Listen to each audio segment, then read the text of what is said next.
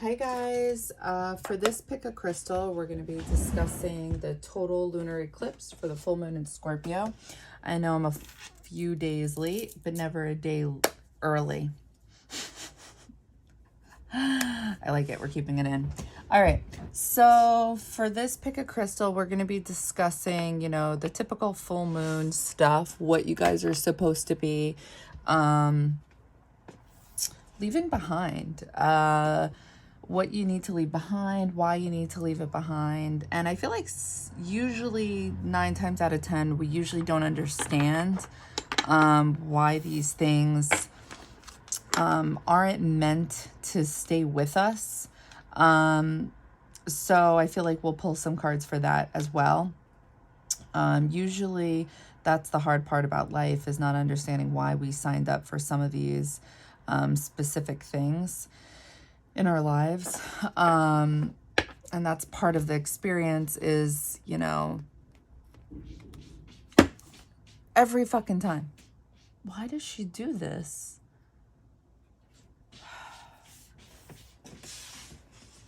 So anyway, so pick a crystal. That's what we're going to be discussing. So pile 1, if you feel like this crystal resonates with you, let's get some more light here. Hold on.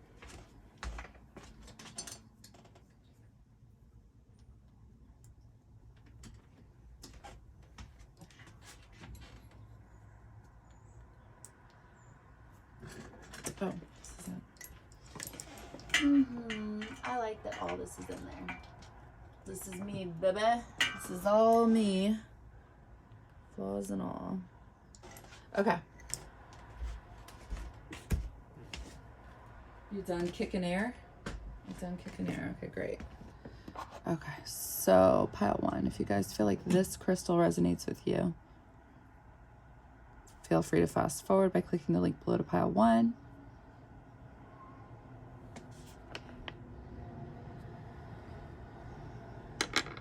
Pile 2, if you feel like this crystal resonates with you, feel free to fast forward by clicking the link below to pile 2.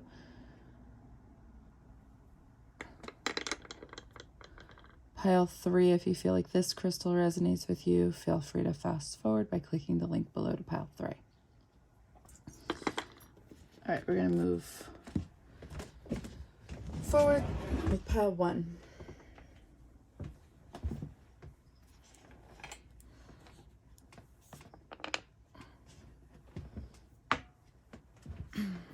All right. Pile 1. What do you guys need to leave behind?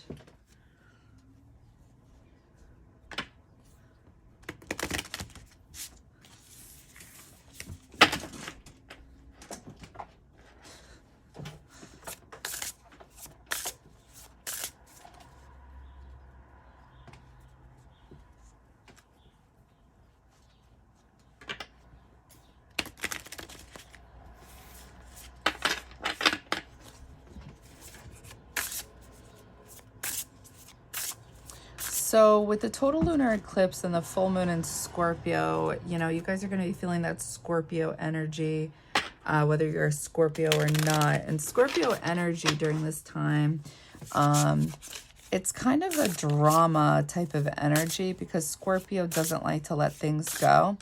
And this is that energy of where your spirit guides are like, let it go, let it fucking go, And Scorpio energy is like, but I don't want to. It's like that stubborn energy, especially more so because I believe, don't quote me, you guys are going to have to look into it yourselves, but I believe there's a T-square going on in the cosmos, which is that stubborn like energy where Saturn is squaring, I believe, the sun and the moon.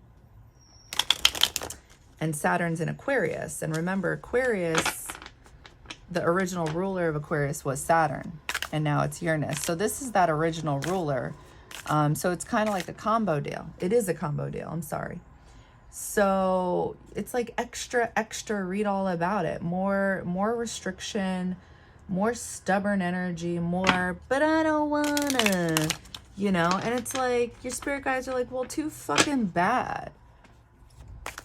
And I believe I talked about this already in the other videos, where it's like some people are meeting up with us and some people aren't. Some people are kind of getting left behind more so than ever.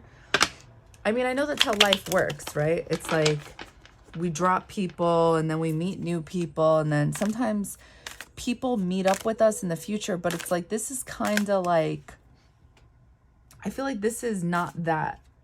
This is like, nope, the cosmos aren't having it. This is like, it's a no, is what I'm trying to get at. Like, it's a big fat no. Because I feel like our souls are here to heal past karmic ties from past lives. So it's like the people who have been putting in the work with healing and whatnot, who have been actually dealing with their problems, or who have been willing to deal with themselves, you know, trying to figure out why they are the way they are, what bothers them, what triggers them, instead of hiding from themselves. Those are the ones who are moving on and actually benefiting from it. And the ones who haven't, it's like they may begin dealing with it, but it's like they're going to be, it's like law of attraction. It's like those people are going to be attracting other people now, and the other people who have been putting in the work are attracting other people. It's all straightforward, right? But there's kind of a confronting energy with this, like accepting this energy whether you like it or not, but it's a stubbornness with this energy. Hopefully that makes sense, and if not, you know, like, think it over. Okay, so what do you guys need to leave behind? I'm going to start channeling.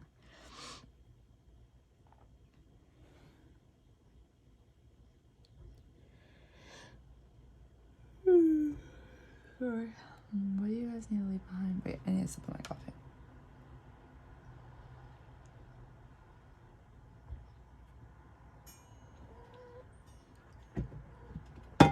You're a little slut bucket. Get out of here. Go away.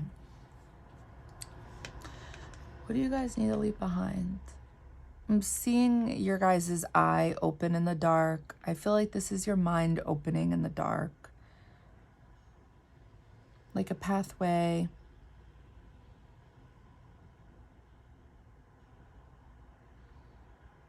Trying to connect something in the dark. Trying to see something in the dark. What do you need to leave behind? Trying to understand something you don't understand.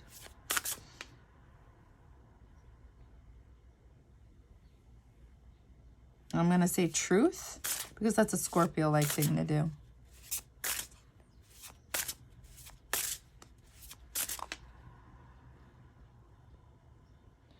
I'm seeing your guys' eye look through a tunnel. The canyons. Why? It's so many canyons. What do you want, Oceana? Oh, I love you too.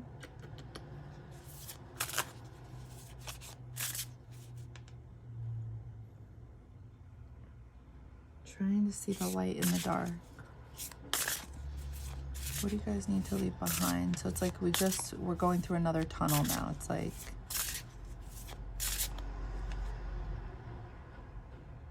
how would I explain this? It's like your guys' eye is, you know what I'm thinking of? This isn't that. I'm gonna open my eyes, but I would love for you guys to try to see what it is I'm seeing. And since you can't, I'll try to describe it the best way possible. It's like, I don't know how old you guys are.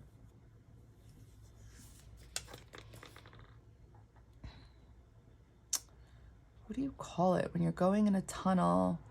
Like, I'm thinking of Hey Arnold, like when they're climbing in the city, when they go down the street in the city, like they're climbing in the sewage system, and you can't see down the, what do you call it? I keep calling it a tunnel, but it's like if you're walking down the street in the city and you see, what do you call it? If you were to be able to go into the street The sewage. Why do I keep calling it the sewage? I'm not calling it the right thing. But sometimes you're able... Wow. Let's just call it the subway. If there's no subways, but you're able to walk through that part where the subways usually travel, and you can't see the end of it. But let's just say there's where one train would be, one subway, and then there's another subway, there's another subway, there's another subway. So you guys are trying to see the end, but you can't figure it out. So then you walk to the next, where the next train would be, and you try to see, and you try to see, and you guys can't see it, but you guys keep trying to figure it out. It's like you're being asked to just leave it alone, because it's like you can't figure out that. The fuck do you call these? Paths? So it takes too much time. It's like too much energy. You're not in the present moment. It's taking you away. Yikes. These are too many. No. Just one card, please. Okay. Queen of Wands. Teaches arts and sciences, tells anything one desires to know. Gives dignities, can make any man subject to one's demands. Gives good familiars.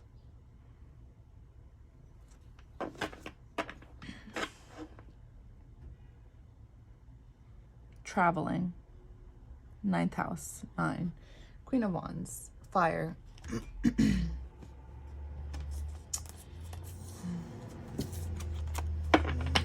Why is Queen of Wands here? Ace of Wands. What do you need to leave behind? The desire to know truth.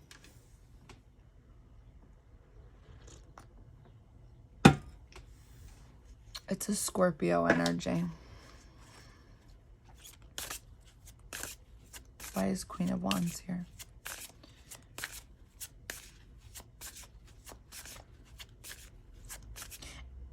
And also, what do you need to let go? The energy of letting go. I worded that wrong. Letting this go. Like not letting it go. I keep saying it wrong. The desire to know. It needs to be let go. You see how the hand is holding onto the wand? It's like the desire to know, because it's like you're in one tunnel and you can't see the end. So you go to the next. So you go to the next. Why is Queen of Wands here?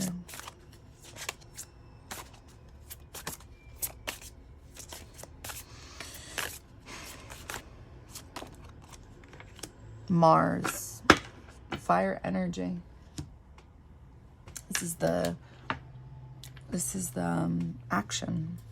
This is how we move around. Energize, confront, force yourself to. What do you need to let go?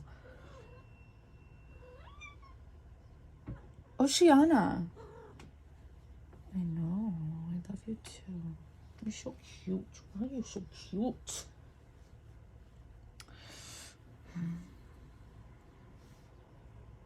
All right, let me see if I see anything else.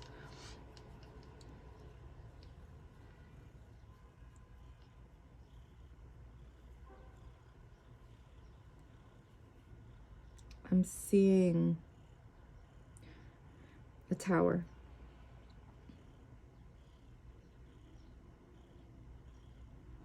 I'm seeing the Empire State Building. It has that thing at the top.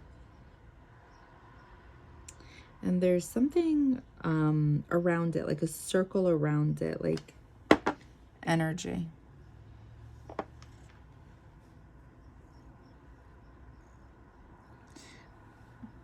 But I can't make anything out. I just barely saw that. So again, it comes back to like distorting clarity. Like there is no clarity.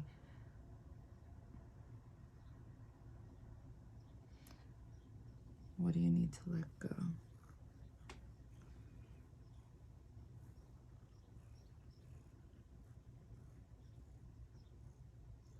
I feel like the top of the Empire, I forget what that thing is called at the top, but it's turning to a sword, like the handle of a sword.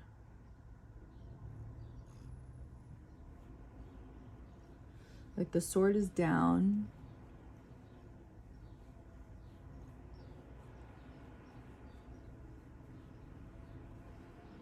I'm definitely seeing the number 8. So it's all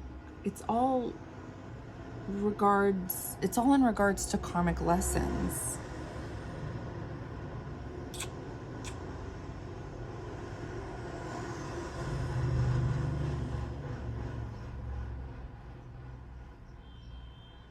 I'm definitely seeing the ram, the Aries symbol with the number 8, like they're turning it, and I'm seeing the Aries symbol. And then it's turning into a chest. Like I'm thinking of Cancer energy, because Cancer rules the chest. So intuition. Oh, karmic lessons. This is about intuition. Okay. Energize. Hold on. Oh, the Empire State Building, the top. Oceana, chill the fuck out, okay? Oh, the clouds. Oh, wait.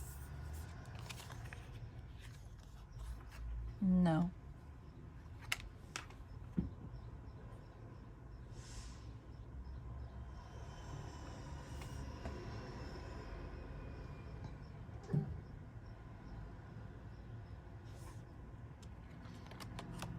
The drive for, the confronting of action. What do you need to leave behind? Energize, confront, force yourself to. Confront. Force yourself to. Force yourself to. Force yourself to go within.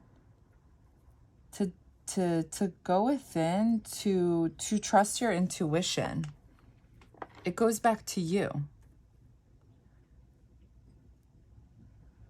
It doesn't have to do with this person's truth. You keep focusing in on the truth of this, but it takes you away from your own truth. Okay. Why you need to leave this behind. Okay. Hold on.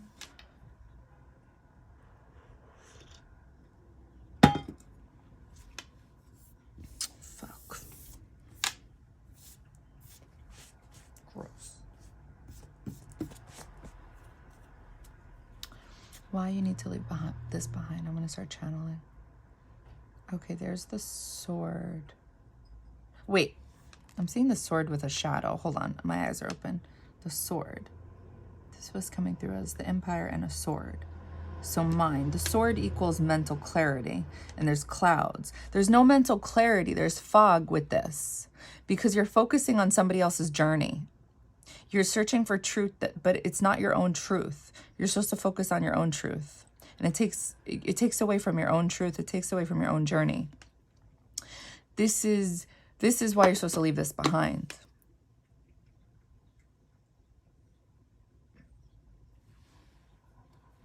Okay. Why you need to leave this behind. Okay, so it went back to the sword. So there's a sword in light, and then there's a sword in shadow. I feel like I'm seeing a cross. I mean, it does look like the sword, but it's definitely a cross. Excuse me. I feel like a Christ consciousness. Not to step on anyone's toes, so it's like, hold this energy where you see fit. You know, like whatever you guys believe in or don't believe in.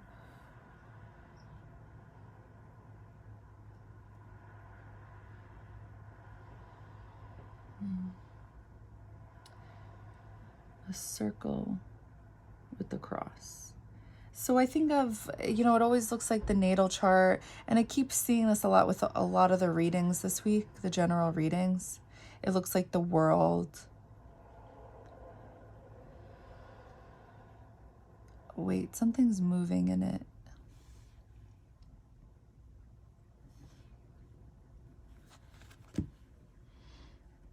there's the cross, and then there's something moving within it. It's definitely also your eye, like your eye is in it. It's definitely a belief system within this. The temperature is rising. I'm seeing a temperature gauge. God damn it. Thermometer? Passion rising? Something you see. Why do you need to leave it behind? Because you can't, your shadow?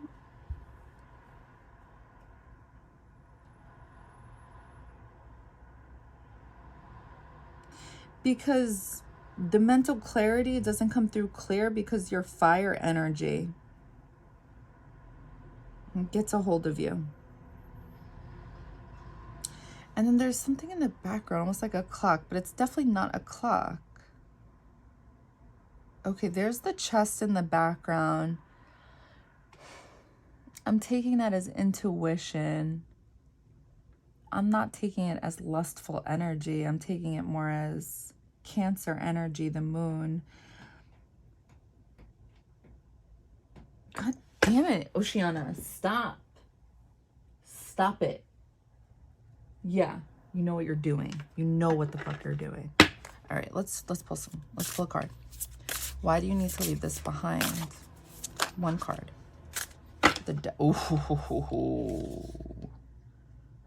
Makes one worse off than ever before. Tricks mortals into being bound. Accepts child sacrifice. Why do you need to leave this behind? Devil energy. Because there, remember I said there's a sword, and then there's one in light and one in shadow. This interferes with your mental clarity. The devil, there's like fire energy that interferes. It's like I said I saw a chest. I wasn't really getting temptation. I mean, honestly, when you look back at this, yeah, there could be more than, I do believe in more than one message. I do. Because Queen of Wands, and then we have Ace of Wands, and then we have Mars. Mars is looked at as sex in your natal chart. And then we have the hand holding the wand. Need I say more? You know, and Queen of Wands, this is fire energy. Why do you need to leave this behind? The devil. Yeah, there could be temptation. And, you know, I was saying before, it's like this alters your clarity, your mental clarity, because you're not focusing on your own self.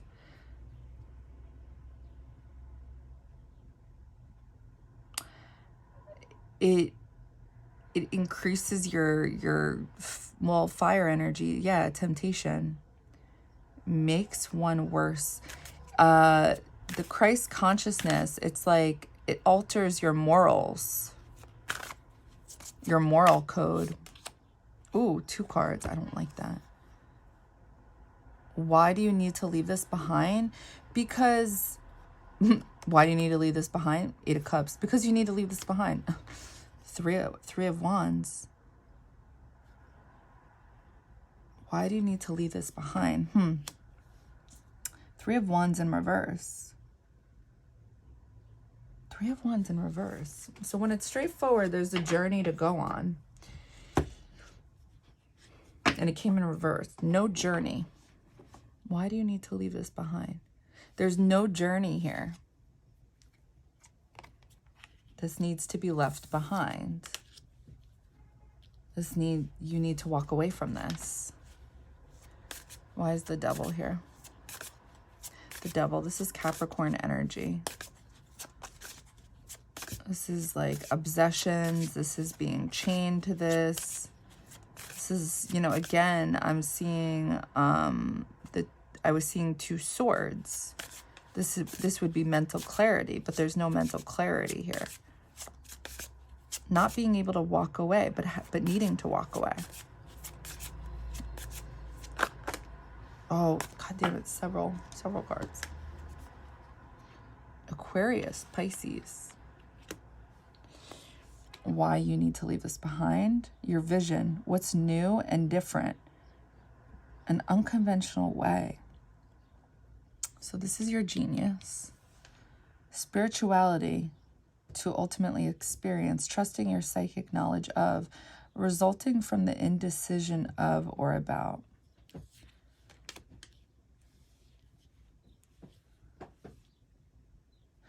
Oceana, why do you need to leave this behind? So again, the devil is the Capricorn card, right? What rules Capricorn? Saturn. Saturn's the original ruler of Aquarius. Okay, so that still holds true. Because you're not focusing on your own journey, your vision, your genius. You're focusing on someone else's journey. You're focusing on somebody else's vision. There's no mental clarity. Spirituality to ultimately experience, trusting your psychic knowledge of, resulting from the indecision. It's like you need to walk away from this to experience your own experience, your own journey, your dreams, your idolization, be a part of something overwhelming, to have your own life experience.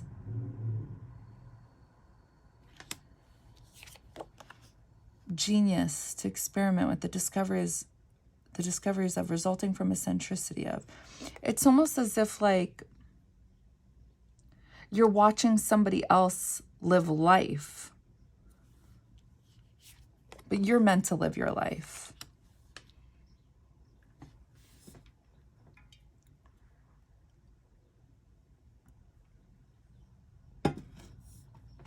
Hold on, let's pull, I want to pull more cards for this one.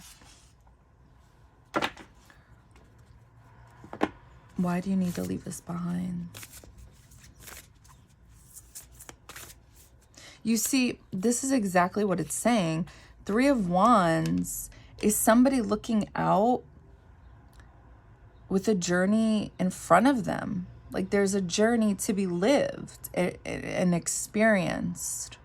It's almost as if Spirit is saying, your genius is to be experienced. Your genius is yet to be discovered. And you're not able to discover it yet because you're watching somebody else discover their own genius. It's important for you to leave this behind because you're watching somebody else experience their own genius. Meanwhile, you have your own genius within you. And you need to go discover it.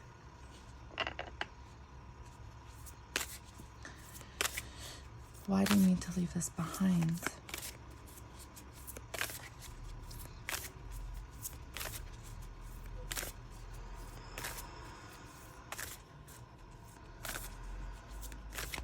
Trusting your psychic knowledge of.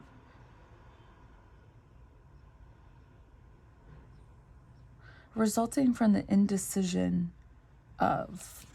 Ooh. Flower of life. Divine creativity and manifestation. Resulting from the indecision of.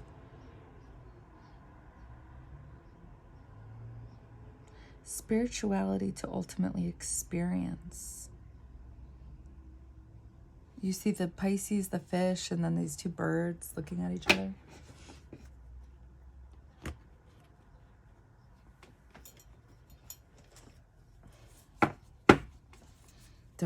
Divine creativity. I just realized that, sorry.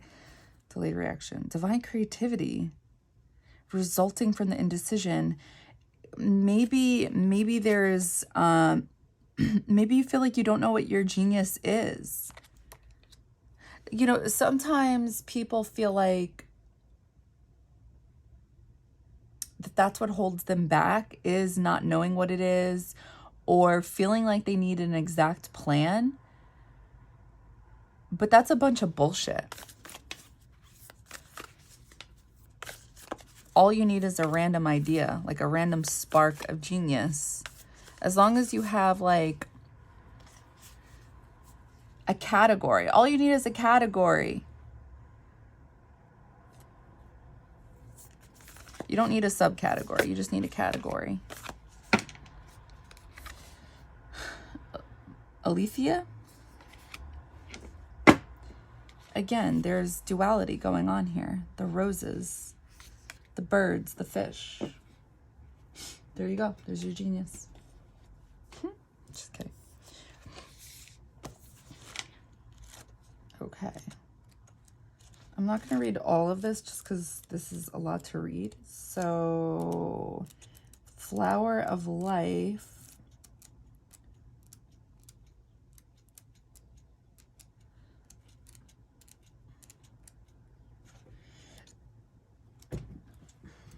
What do you want? What do you want? Divine creativity and manifestation. You are entering a fertile period of your life. Focus on your innate creativity and how potent this is becoming and watch it rapidly grow. You are guided to think of yourself as a creative being and to surrender your control over how things will manifest and instead allow them to do so. Don't resist change. Instead, flow and let it happen. Now is the time for your blossoming. Your soul is hungering for creativity and manifestation of the beauty of your inner soul. Wait, that's not what it said. Why did I say that? Your soul is hungering for creativity and manifestation of the beauty in your inner world, to witness it and live it into your physical world too. Much of your spiritual energy is directed into creative process, and your creative powers are growing fast now. As you are gaining more potency in your creative flow, it is important that you use this growing ability wisely. Becoming aware of how easy and quick your thoughts and feelings are manifesting into conversations, situations, and responses from the universe. Notice how quickly your prayers are confirmed through signs and dreams, intuitions, and opportunities opening up for you. You are becoming more and more swiftly that which you choose to think, feel, speak, and believe. This oracle suggests that the time is right for you to choose to align yourself with love each morning so that your thoughts will serve you well, and the manifestations you set in motion will be ones that enhance your life experience rather than more of what you do not want to experience. And this makes sense. Jupiter's in Aries. Right? Right, Oceana? Okay. Where's the other one? Okay, you need to go. Okay, just go. Be one with the window, okay? Go with the window. No, that's not the window. Go away. Go.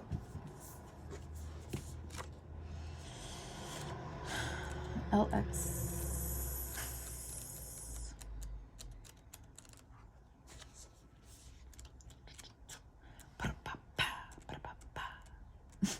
Sorry.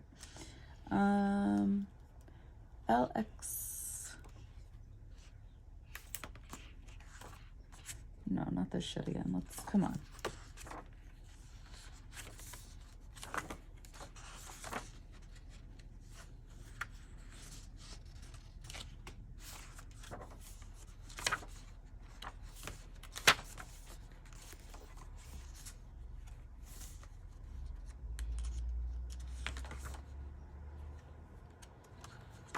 No.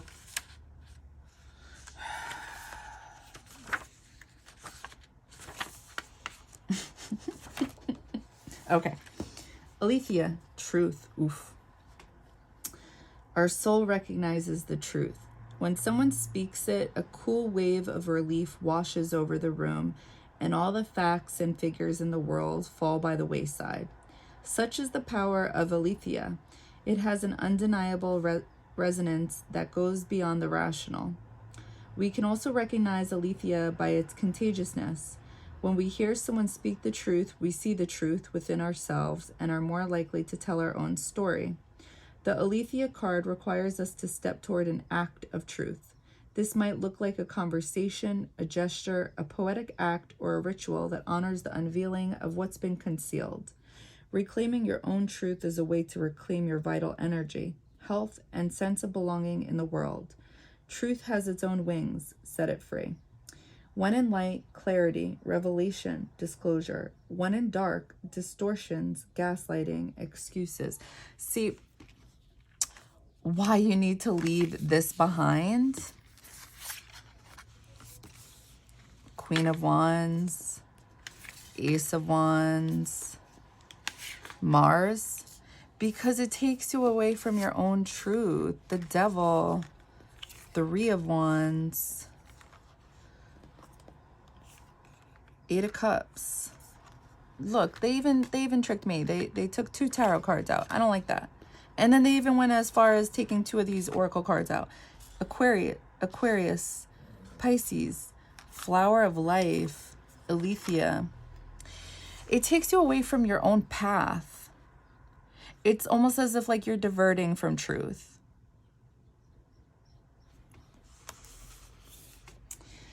Picasso said, "We all know that art is not truth. Art is a lie that makes us realize truth, at least the truth that is given us to understand. It is said that the resonance of our voice changes when we speak a falsity. In this light, practice seeing truth as a vibration." All right. So why does your soul want to learn? Oh, wait, what? Why does your soul want to leave this behind? Because I feel like sometimes when we get drawn to certain things, it's, we get frustrated, right? We're just like, well, why is this happening? Why do I feel drawn to this? Or, you know, it's annoying, right? And then we try to leave it behind, right? That's what the Devil energy card is all about. So something's happening that's higher than you. It's something that you asked for that you just can't remember. So why does your soul want to leave this behind? Why does your soul want to leave? I mean, it's already, the answer's in front of you, but why does your soul want to leave this behind? All right, I'm going to channel. Wait.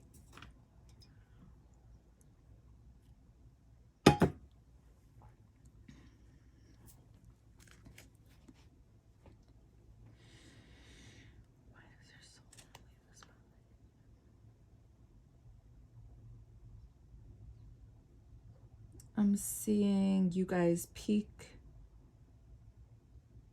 in a dark room from outside.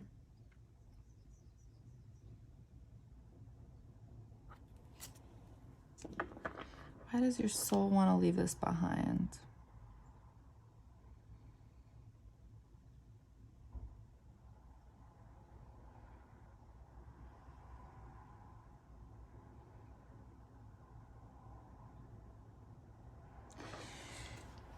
Because there's light on the other side. There's no darkness. You guys are trying to figure out why, like what's going on in a room that's dark.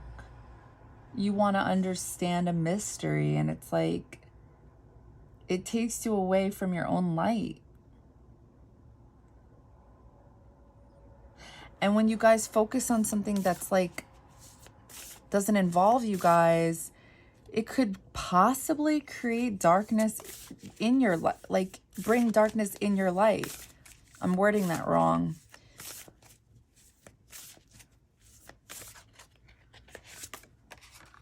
Mother Goose. Mother Goose. Why does your soul want to leave this behind? All right, where's this book? Why does your soul want to leave this behind? Why does your soul want to leave this behind?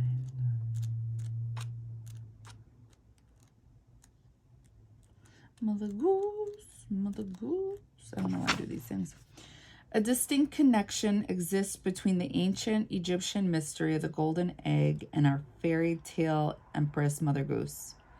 Many links can also be found to the goose that laid the golden egg and a great mother from ancient Egypt.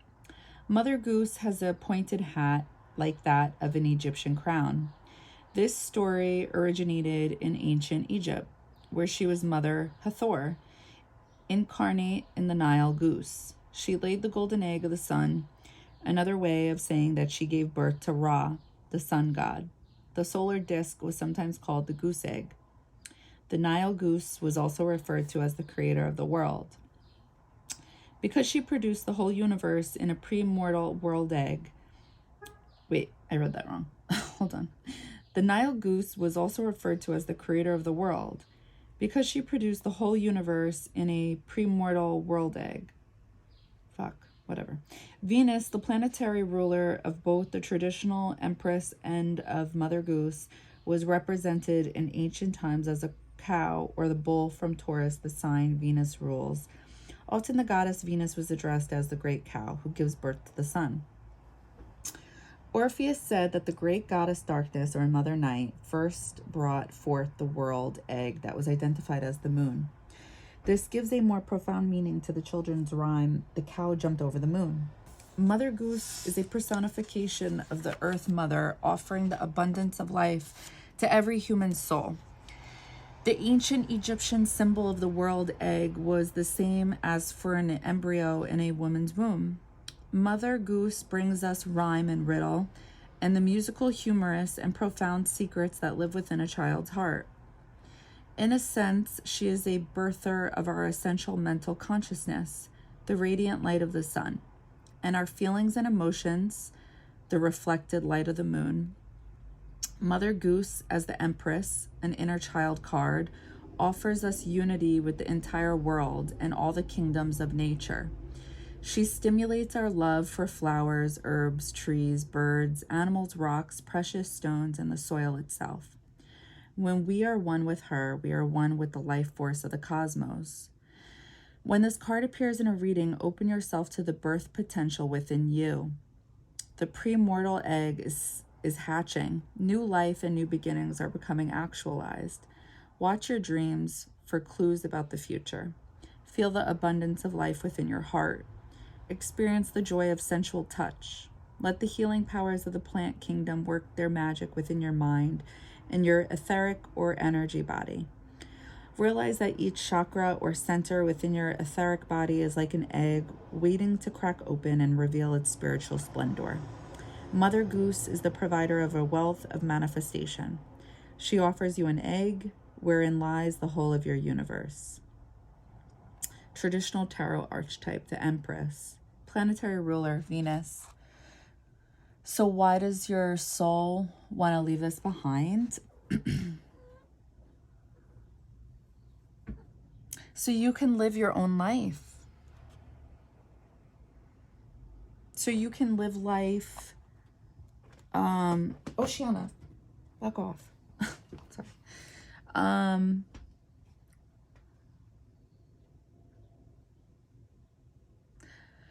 So you can live life differently. So you can live life with true passion.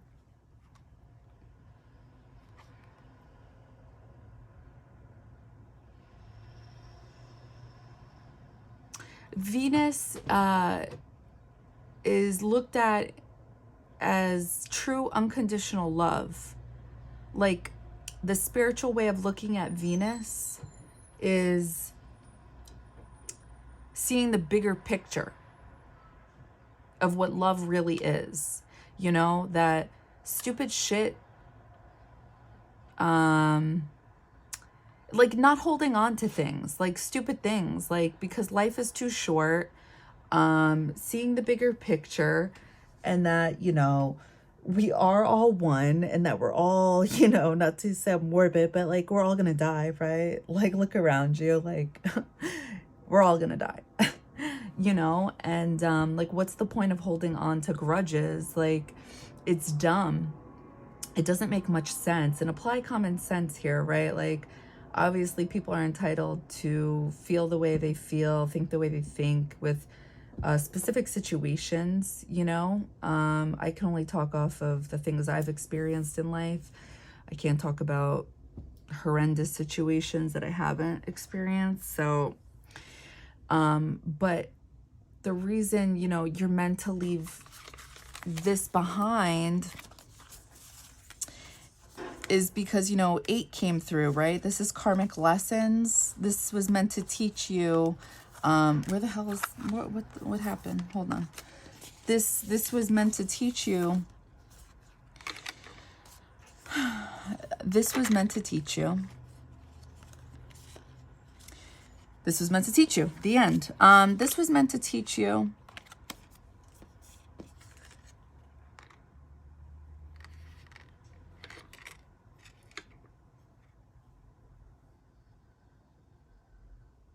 how to focus on your own life, how to focus on your own genius, how to live life passionately, how to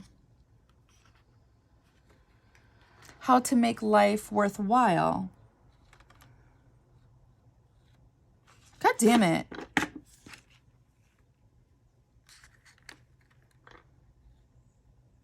This was meant to teach you what your own truth is and to bring it back to your own center, not just somebody else's truth. What are your morals? And do you practice what you preach? Really seeing the bigger picture and not just trying to see somebody else's bigger picture. Hopefully that makes sense. Because what I'm seeing here is that you're trying to see somebody else's truth, but ignore your own. And that's what you're meant to leave behind.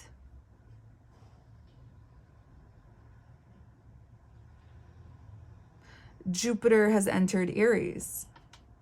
And the message is coming through here that you're feeling this energy and you're meant to bring it back to you. You're meant to bring that energy onto you. But that's where free will comes into play. Do you do that, or do you just keep focusing in on somebody else feeling that energy and doing that? You can break these chains.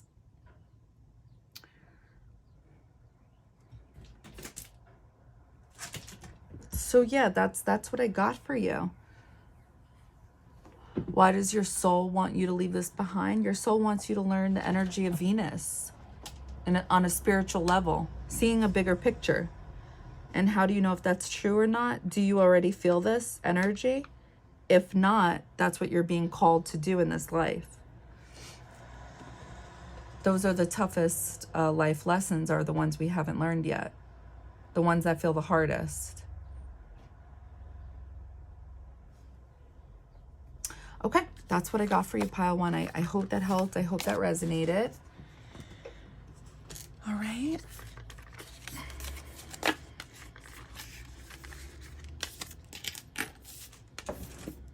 Oceana, calm the fuck down.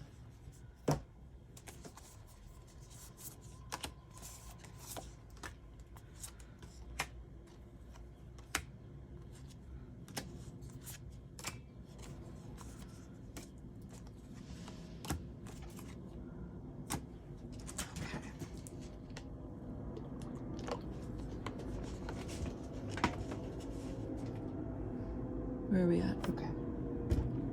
Pile 2.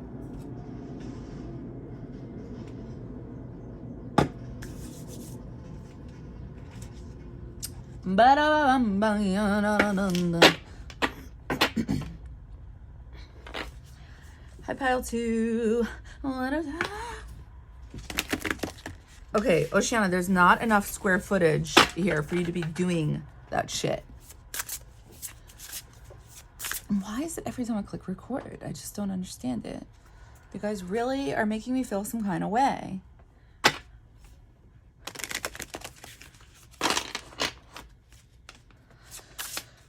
I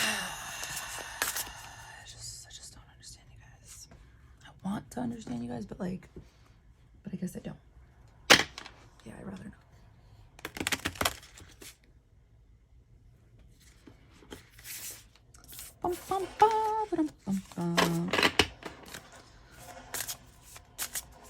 It's a bit cold.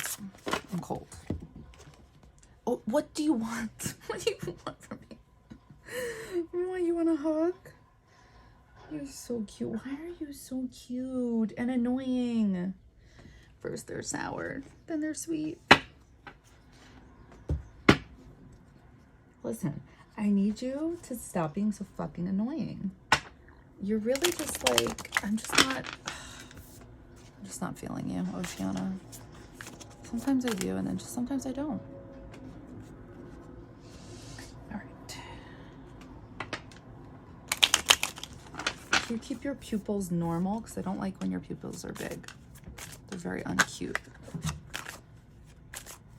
Yeah, you probably need water because you've been running miles. There's not much space.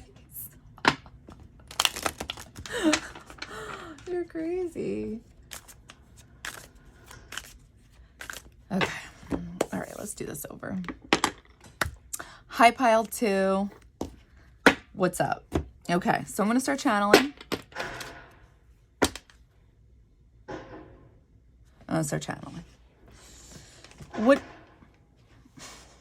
What do you guys need to leave behind? I'm going to start channeling. Okay.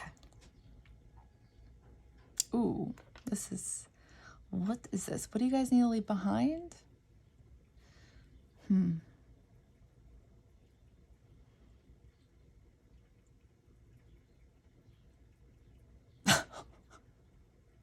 Are you okay? Do you need a water bottle? Okay, let's start this over. Hi, pile 2. Okay. What do you guys need to leave behind? I already shuffled. So, what do you guys need to leave behind? Full moon in Scorpio, total lunar eclipse.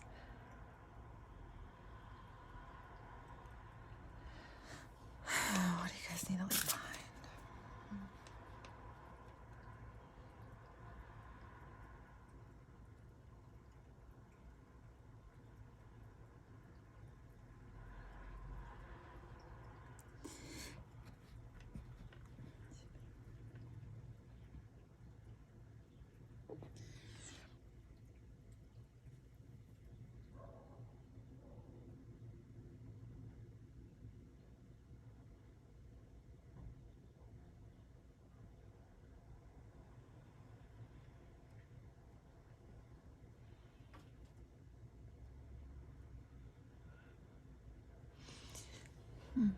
So I'm seeing this room and the door is open and there's a lot of light, and then there is this tire.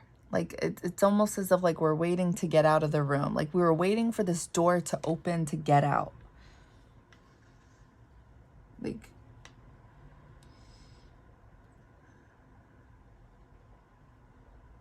but we're not leaving.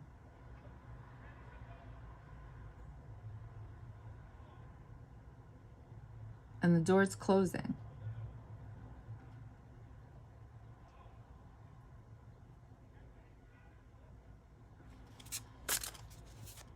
What do you guys need to leave behind?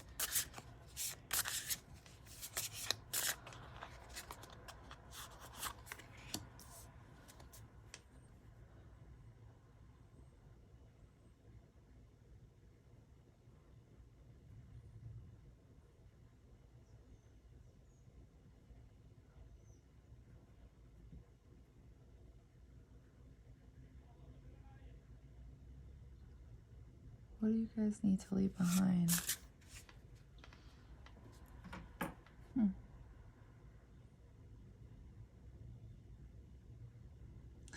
It's almost like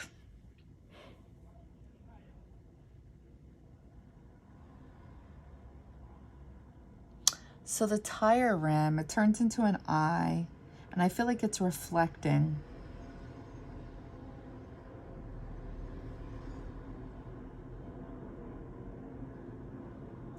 And there's this energy radiating from its eye.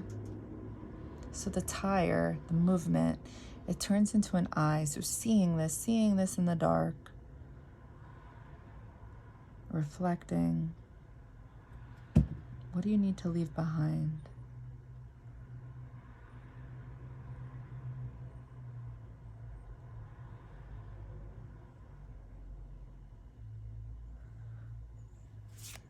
I'm gonna open my eyes.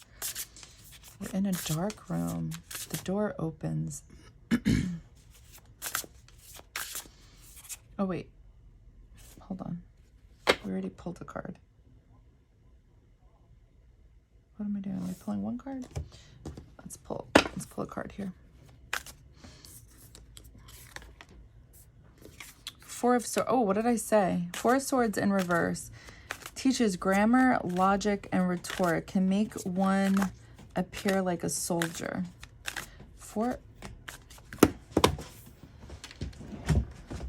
Ooh, sorry.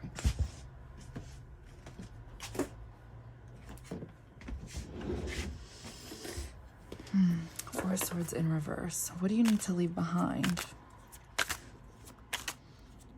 Reflecting, going within. Six of coins. No balance. Giving and receiving energy. So this came in reverse, this came in reverse. I'm just keeping it straight up for visuals. What do you need? So no balance. Going within, but there's no balance.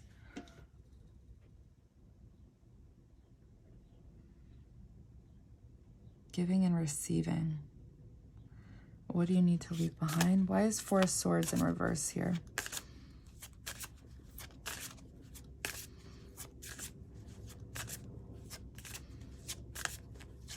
Oh, wait, hold on, hold on.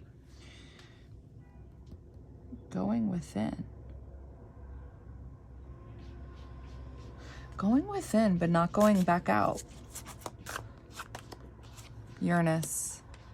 Stir up the situation by using. Be open to new ideas about. Invent a way to. Be open to new ideas about. So the door opens, but you don't go. But you don't go. What do you need to leave behind? Hold on.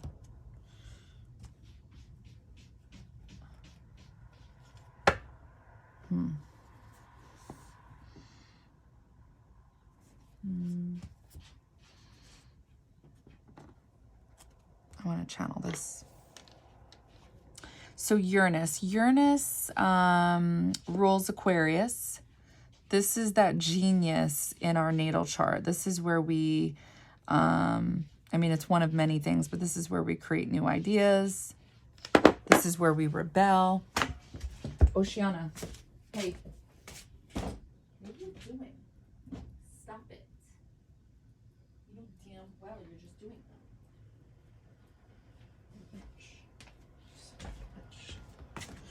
that. Okay.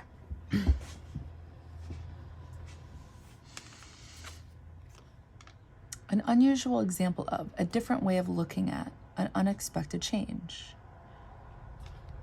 So this was definitely what was coming through as like the tire rim. The door opens.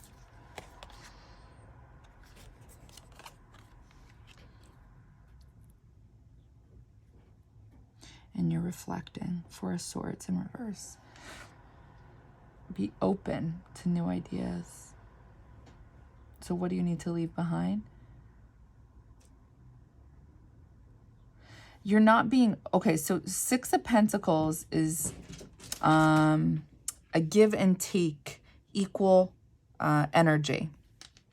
But it came through in reverse, okay? So there's this energy of not being open, okay? And we know this to be true because be open to new ideas. This is what needs to be left behind because of this card. It's like it's saying, and Four of Swords came through in reverse, and this is what we see you reflecting. We see you reflecting. We see you not, we see a door opening, but you're not taking it. Stir up the situation. You're staying in the dark. It's like you're being, oh, and that's what's going on during the total lunar eclipse, the full moon in Scorpio, because of the T-square.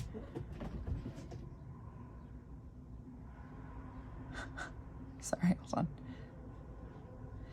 Because of the T-square, what's happening in the cosmos, which is this very stubborn-like energy. And Saturn is in Aquarius, and the Aquarius's ruler is originally Saturn, but it's Uranus. Swords is air energy, Uranus, and it's a fixed sign, it's stubborn. And then we have Pentacles energy coming through. Pluto is in Capricorn, so it's like asking you you know, full moon in Scorpio, what needs to be left behind?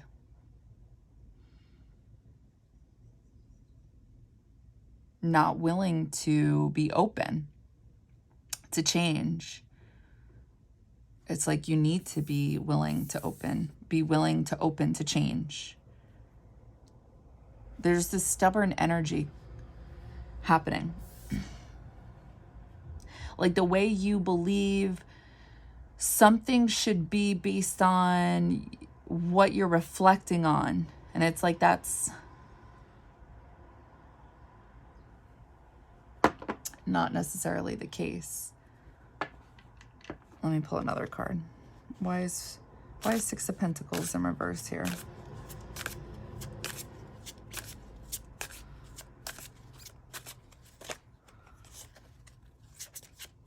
What you need to learn, what you need to leave behind.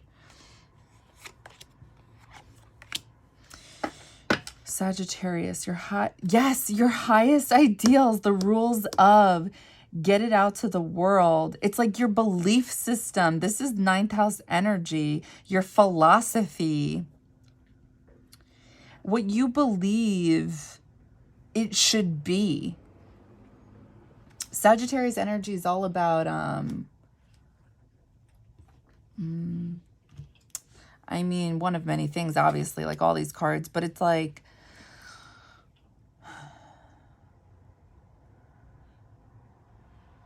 you know, so Sagittarius is ruled by Jupiter. So Jupiter is this belief system, morals, spiritual guru. And so like, and Uranus again is a fixed sign, stubborn as hell. Sagittarius is a mutable sign. It's like going with the flow a majority of the time, not all the time. So what I'm seeing is you got, what do you guys need to let go? This idea of whatever you guys have reflected on, that it needs to be this way. And it's like there's this door opening for you guys and you guys are like, no.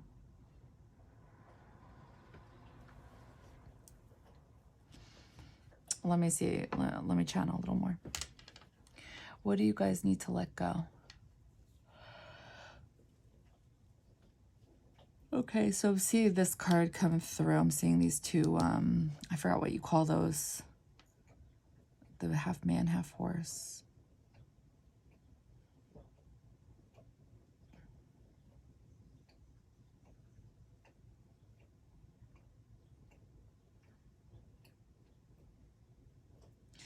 Okay, so it's like they were both looking at each other and then it turns into, again, these canyons.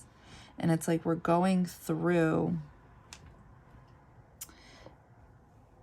like a walkway. There's a canyon on the left and a canyon on the right. What do you need to leave behind? What do you need to leave behind? I feel like I'm seeing the Reaper at the end of it. What do you need to leave behind? I feel like the way you guys believe change should be, the way transformation should be, like the way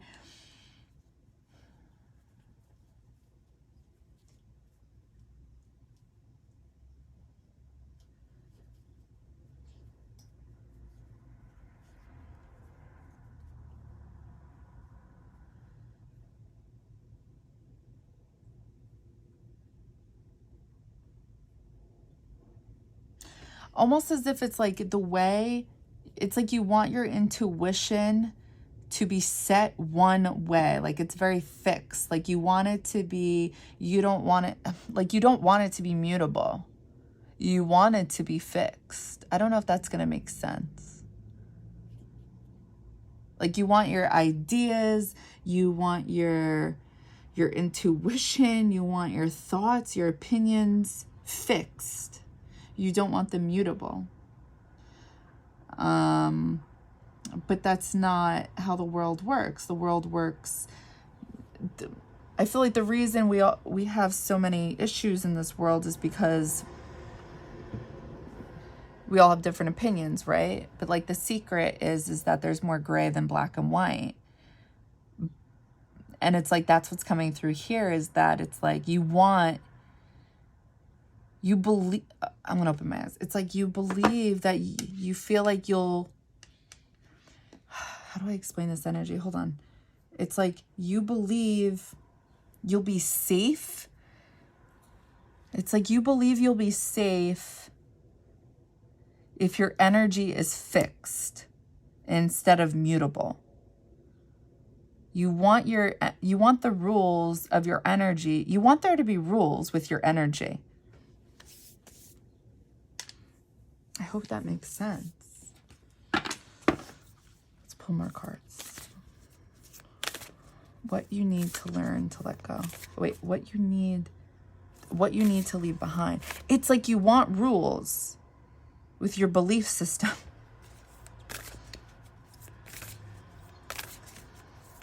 It's like you want your belief system to be stubborn. You want your belief system to be stubborn.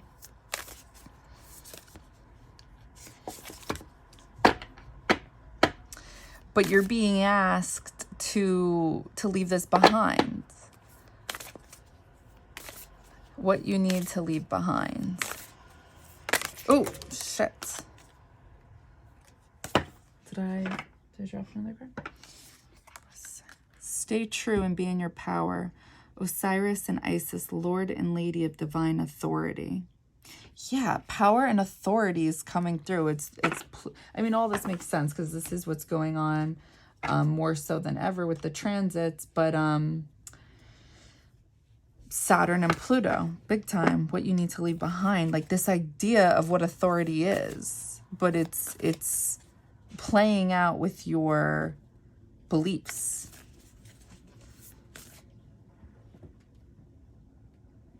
Why is stay true and be in your power? Stay true. It's like you think it'll mess with your power. That's what's coming through. It's like you think you need to have your belief system in fixed energy. Otherwise, you won't stay true to you.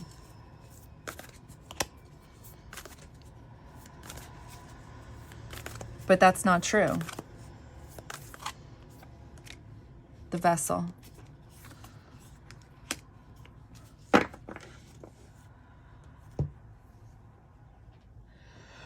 Okay. These cards can get lengthy, so I'm only going to read like the first paragraph. What do you need to leave behind?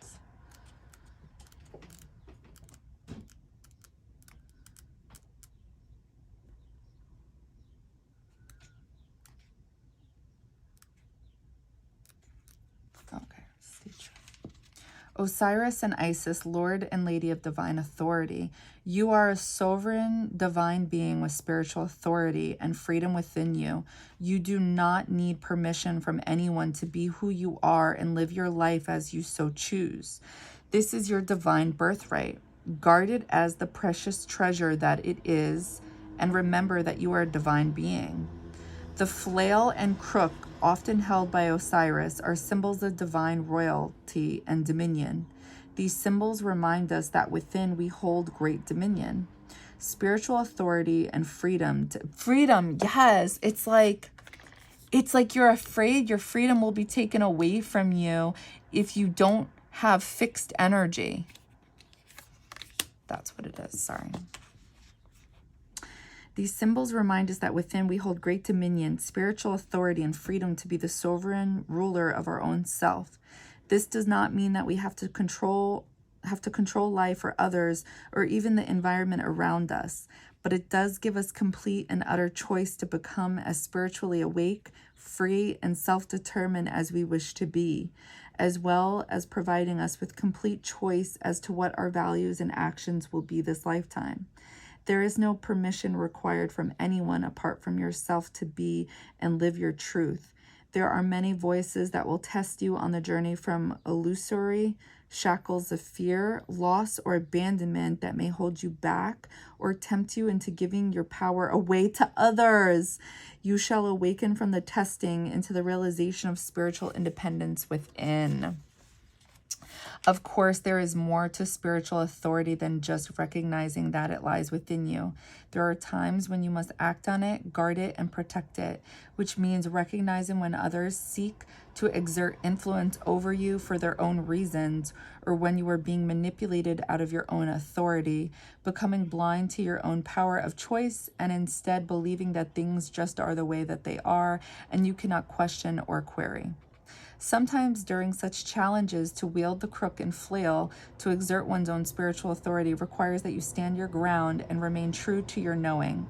This is not about achieving a certain outcome or attempting to control something or someone, or even forcing things to be as you wish they could be. Standing your ground means always telling yourself the truth and not telling out or giving away something that has genuine spiritual truth and meaning for you. It is not about making another see things the same way. It is about honoring your own truth. And if your truth is wise enough to include compassion, then honoring the other, even when the other disagrees with you or seeks to harm you out of their own fear. You do not have to challenge another in order to honor your truths and inner authority. If you feel that another has to agree with you in order for your authority to be intact, then it isn't genuine inner authority at all. The fact that you don't need to have the agreement of others in order to live an empowered life can be a liberating realization. Yet, there are times when life can feel like an assault against your truths when many challenging you. For those souls who have come to master spiritual authority this lifetime, there is a test: to remain true without becoming dogmatic, to honor what you know is true without minimizing, judging, or dismissing the truths of another that are different to yours, but just as true for them. You have the power to create your own, you have the power to create and own your reality, and you don't need permission from anyone else to do this. Honor your spiritual sovereignty. Let the Lady Isis help you find your spiritual authority and freedom of choice now. Okay, the vessel. The body, the container, the cup. The vessel may be the most powerful archetypal form on earth. It is everywhere. Cups hold liquid, stoves hold fire, our bodies hold organs, our homes hold families. Through the simple act of separation, the vessel protects what it contains. Nests protect the eggs, savings accounts protect our earnings. Even the planets are contained within their circular orbit. When this card appears, it's time to assess what is being held together and how. Is the vessel too tight, too loose, broken, empty, full? Or perhaps there is no vessel at all, and the contents spill in every direction. It is natural for structures to be formed and eventually fall apart. The vessel has a life cycle that must be honored. Is it time for you to build, break, or repair? You must find out. When in light, stable, strong, graceful. When dark, trapped, being in a bubble. The physical body is the most sacred vessel of all. It is the one in which you reside from your first breath to your last. It may need your attention. The mentor and the healer must pay particular attention to this archetypal form. Healing cannot be sustained without a strong container. So when in dark, trapped, being in a bubble. So this is what you're being asked to let go. Yeah, this was like the dark room and the door was being open, and it's like you were reflecting. Okay. Why you need to leave this behind.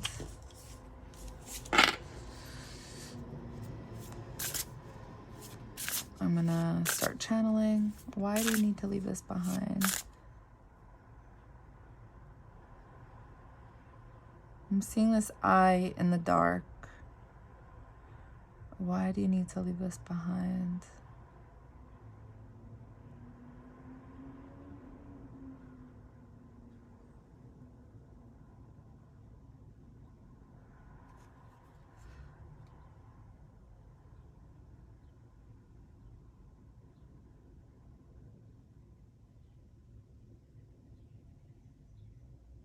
I'm seeing Saturn in your eye in the dark. Excuse me. So why do you need to? So this is definitely like an energy you're meant to leave behind. It's, so what I'm picking up on, it's more of a fear of a belief system being taken away. Saturn in your eye.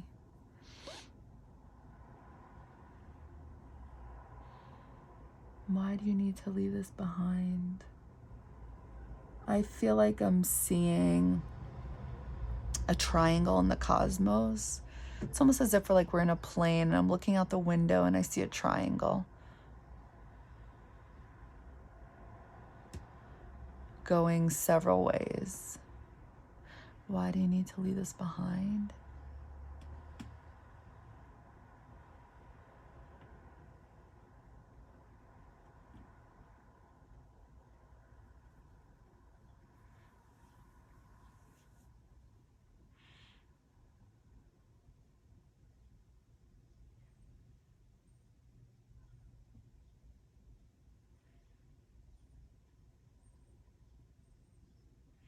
A circle in a triangle.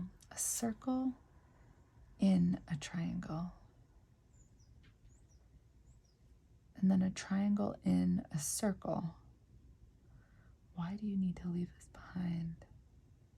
I'm gonna open my eyes. Six of Cups, memories.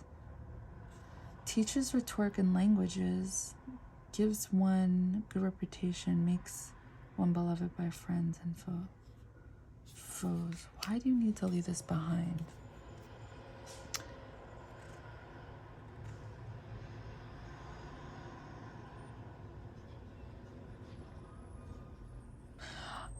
So I'm seeing Saturn in your eye.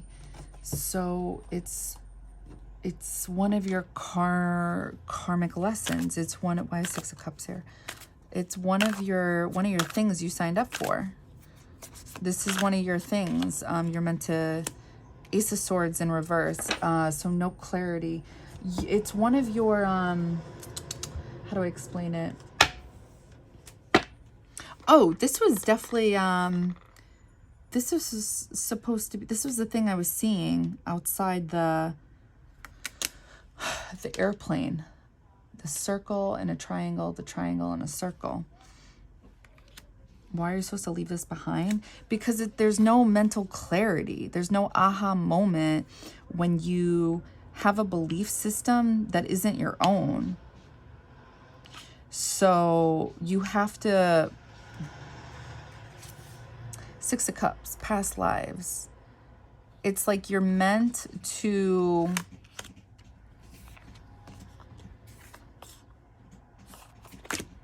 God damn it, Oceana. You're literally just being annoying. You're literally just doing it to be annoying.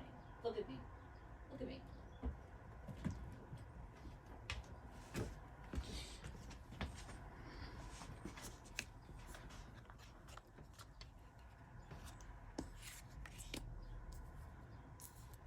What you're meant to leave behind.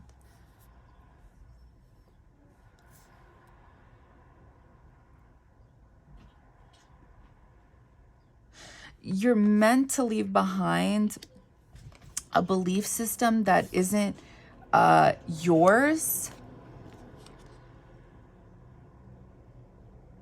You're meant to leave behind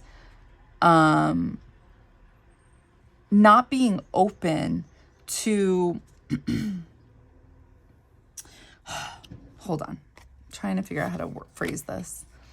You're meant to leave behind this stubbornness of a belief system that you believe in, but feeling like anybody could try to take it away from you. It's like you're meant to have the energy of being mutable to it, not fixed to it, because nobody can take what's yours. That's what you're meant to let go. This is one of your karmic lessons.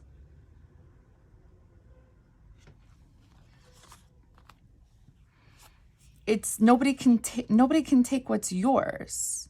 So Uranus is that energy of past life trauma, okay? And we have Six of Cups coming through, which is past life memories. Why you need to leave this behind? Because this is past life trauma. So this could have been taken away from you in past lives, a belief system, something you believed in. So this could be why you're not being mutable to it.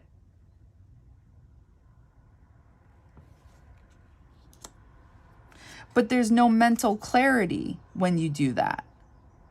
That's why you're meant to be mutable. So what do you need to let go? You need to let this fixed energy go to whatever it is you believe in, whatever you're reflecting on. It's like, it's okay to be mutable. And if you don't know what mutable energy is, if you don't know what fixed energy is, if you don't know what cardinal energy is, look into that. Because it's very important to understand that within astrology. But you're being asked to let go of this fixed energy within your belief system because it has to do with past lives. And it's affecting you in a bad type of way. And I don't mean bad, but just like, whatever. Apply common sense here. You're asked to be mutable with this because there's no mental clarity. Nobody can take what's yours. You may have this... you may actually hold on to this energy of people being able to take what's yours, and maybe to some degree they have in this current life because people have in past lives. That's a thing. But you're being asked to let this go. Changing karma is very much real. Okay? So you're being asked to let this go for mental clarity.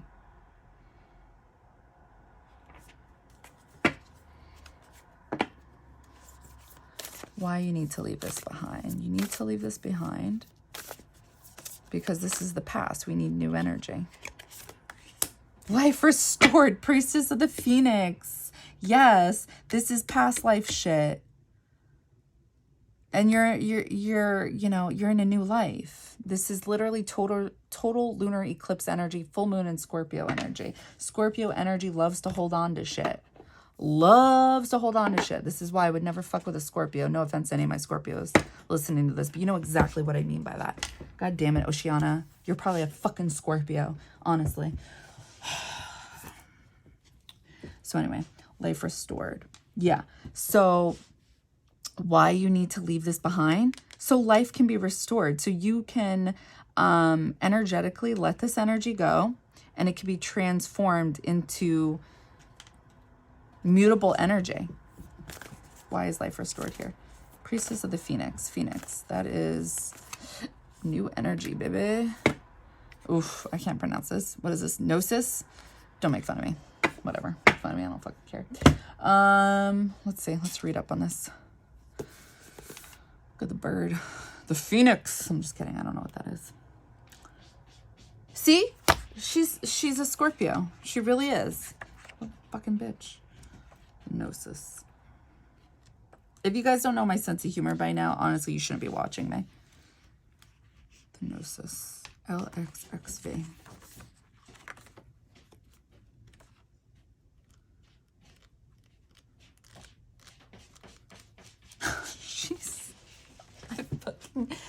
I cannot with her. You don't have to go to the bathroom. You know you don't. You know you don't. She doesn't. She really doesn't. I know her. She doesn't. LXXV.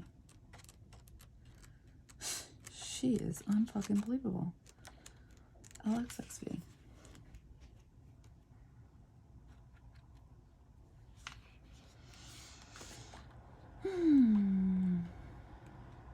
Oh, that's right. This is why I don't deal with this. This book is insane in the membrane. Insane in the membrane. Insane in the membrane. Yo, are you for real right now? Like, where are you? Okay. Gnosis. Innermost knowing, mystic truths. Why do you need to let this go? True knowledge is not found in facts and figures in scholarly books on library shelves. Rather, gnosis, I don't know how to pronounce it. Gnosis points to the deep and timeless archetypal wisdom that rises from the felt experience of having touched the unknown with every one of the senses. Those who are drawn to gnosis find themselves in esoteric studies, likely involving mysticism, alchemy, healing, or perhaps science. Knowing is their calling. Not knowing is their job description. No matter how far the alchemists take their studies, they come to the ultimate conclusion that facts slip toward mystery, and soon the mystery results in facts. This card signifies a knowing that is life-changing.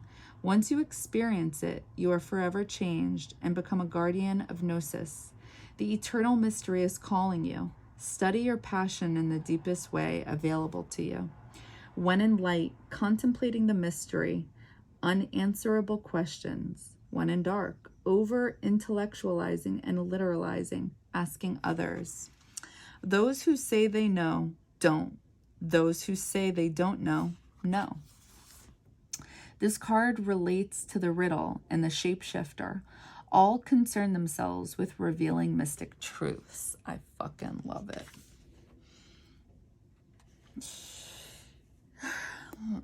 So true knowledge is not found in facts and figures, in scholarly books, on library shelves. Rather, gnosis points to the deep and timeless archetypal wisdom that rises from the felt experience of having touched the unknown with every one of the senses. Those who are oh, I got chills just thinking about this card. Oh my gosh. Okay, so let's go to this one. Life restored.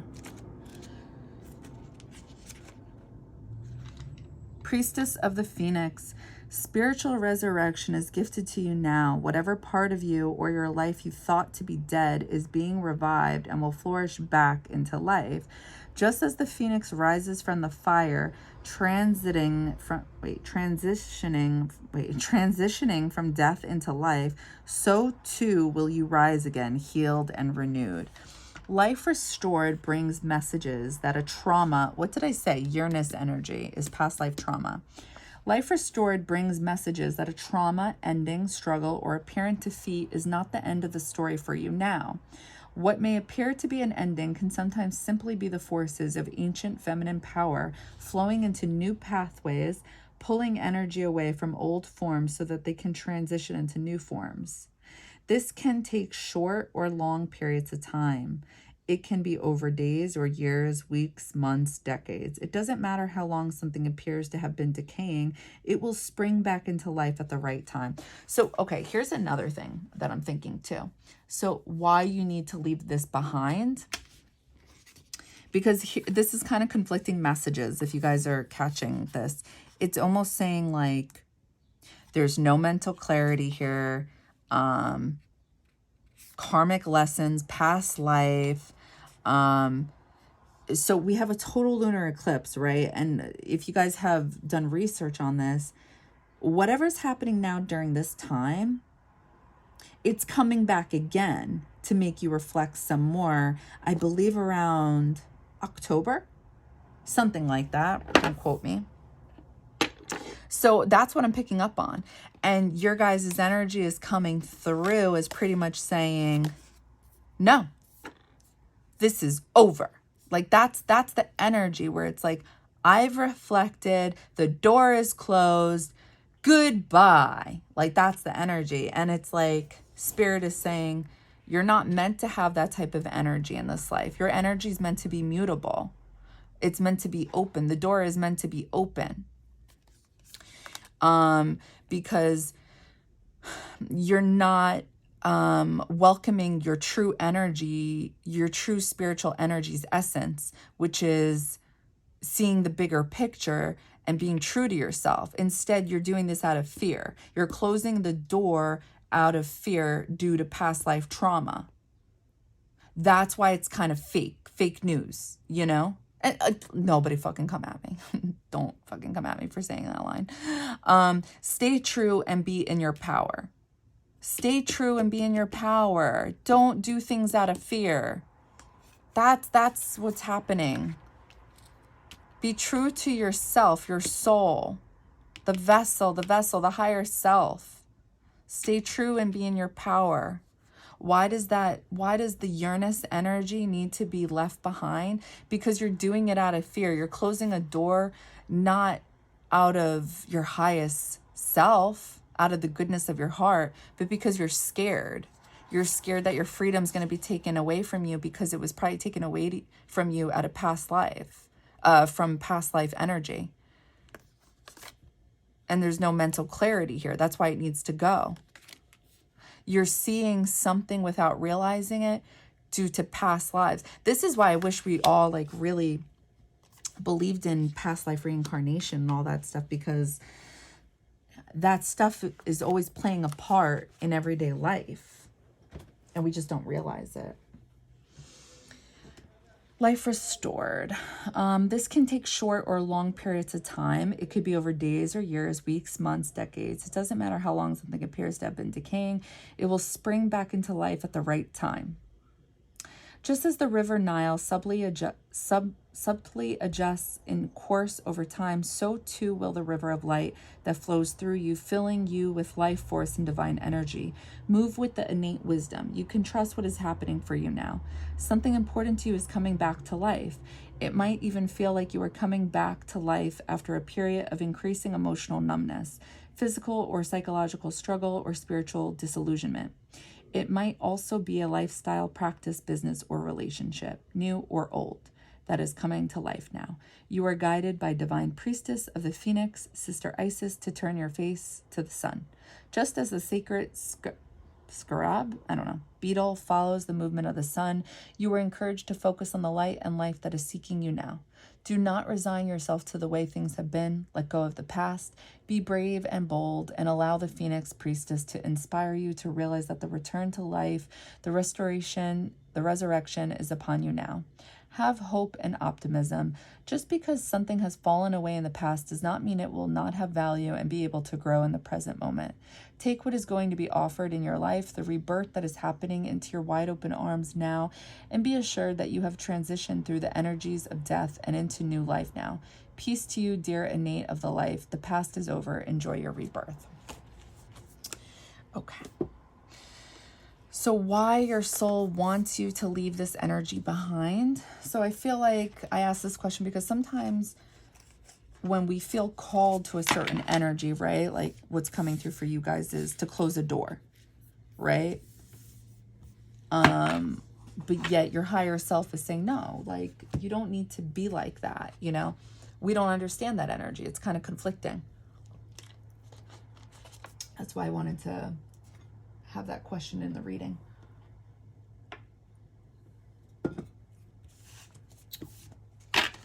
So I want to start channeling. Why your soul wants you to leave this behind. Why does your soul want you to leave this behind?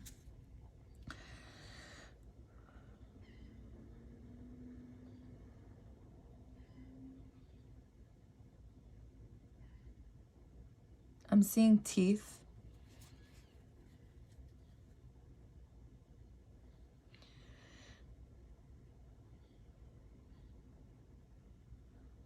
I feel like I'm seeing the teeth. It's going to sound gross, but it's not showing up as gross. Like, I definitely was seeing it like separate, like the bottom jaw, like the bottom row of teeth. The two front teeth separate and it creates like a path.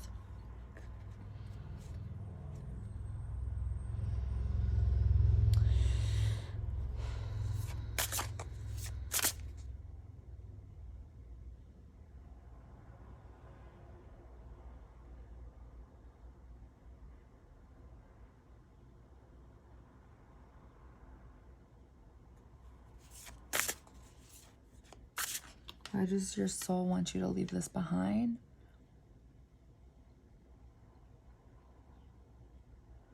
And now I feel like I'm seeing through the top and bottom teeth. And then again, it's like, but it's kind of hard to see all this. It's definitely like through the fog, I feel like. I'm going to open my eyes.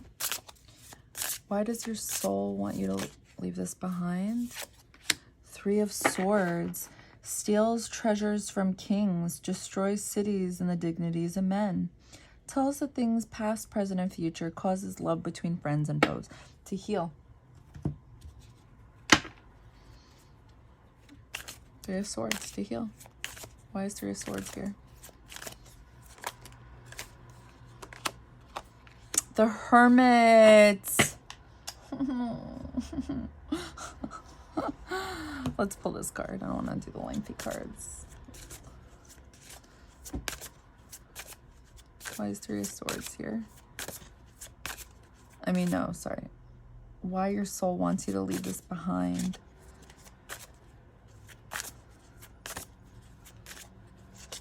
Why does your soul want you to leave? Oh. Jupiter, the granting of blessings from good fortune. Look at the teeth. Fucking teeth. So I feel like the clouds was like that Neptune energy, and Jupiter originally ruled, what's it called? Pisces. All right, let's pull one more card. So the Hermit, that is that energy of going within the soul, self-reflecting. Three of Swords is what leads you there, you know. Jupiter's that expansion. Good luck. Good luck with it from this. Why your soul wants you to leave this behind, this energy of closing the door. Because it's false. It's not real. It would be out of fear, and fear is fake. Seven of Crystals.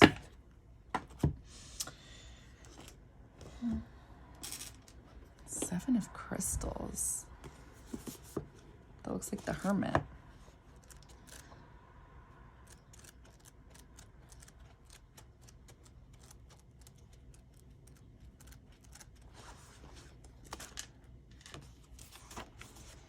The lighting of a candle is a symbolic gesture. It represents a time to usher in the illumination of the soul.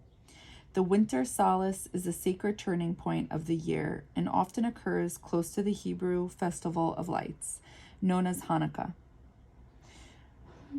Oh, I couldn't resist. I was about to sing it. At the solace, there is a prayer and celebration honoring the sun's rebirth and the new dawning of the higher self. At this time, one can move away from the isolation or darkness where spiritual seeds are sown toward light and unity, where the flowers of wisdom can blossom. Wait, I don't want to forget. So Jupiter in Aries is what I'm picking up on. In the very beginning of this, Uranus being in the dark and the door opening. The young gnome girl in this card is creating a sanctuary for herself, a place where she can go within and seek inner peace, clarity, and vision.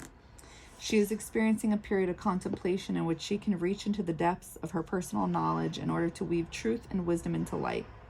Inner transformation is represented by the rainbow.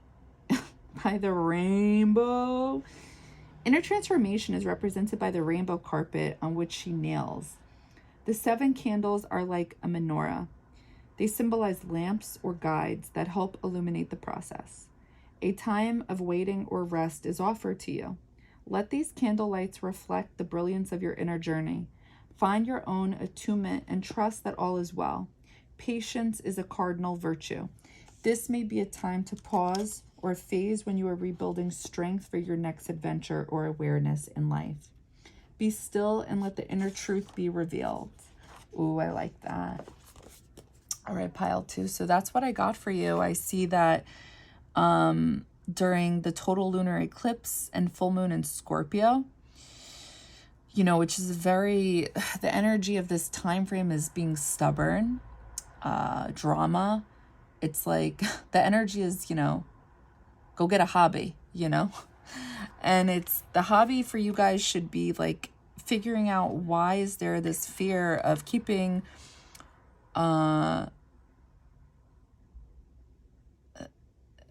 why is there this energy of feeling like you need to be stubborn with closing the door?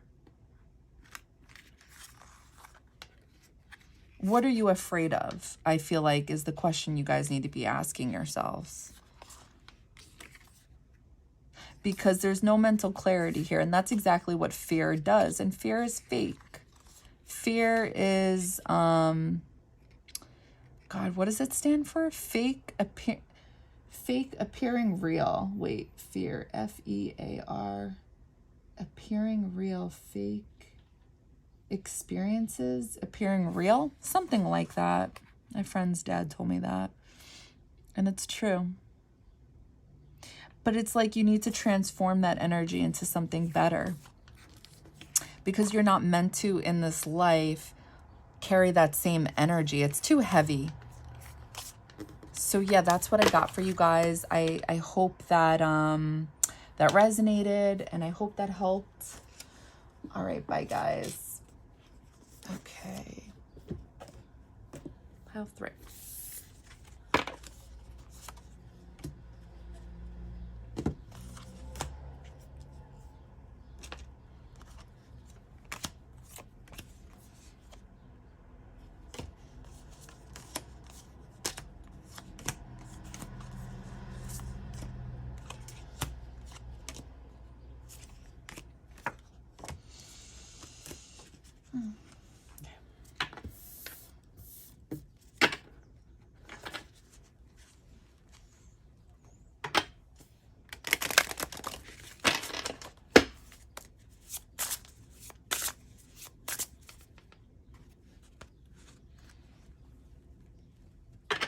What are you looking at? Look at you. Why are you so pretty? All right, stop looking at me.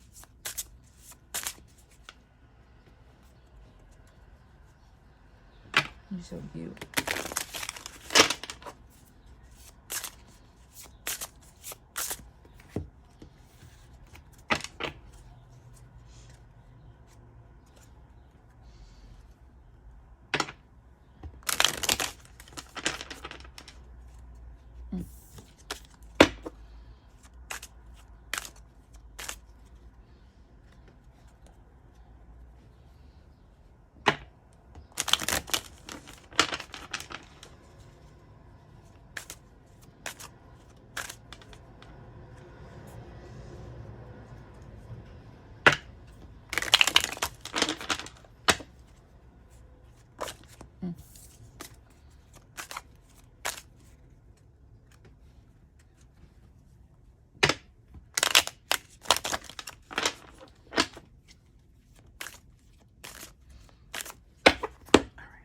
Excuse me, little one. All right. Hi, guys. Okay, so pile 3. I already shuffled these cards. Let's pull some cards. I want to start channeling. What do you guys need to leave behind during full moon in Scorpio during the total lunar eclipse? All right, I'm seeing a woman with a necklace, and it's either a necklace or it's like part of a shirt. It's like connected to, it's like some type of design. Part of a shirt. What do you guys need to leave behind?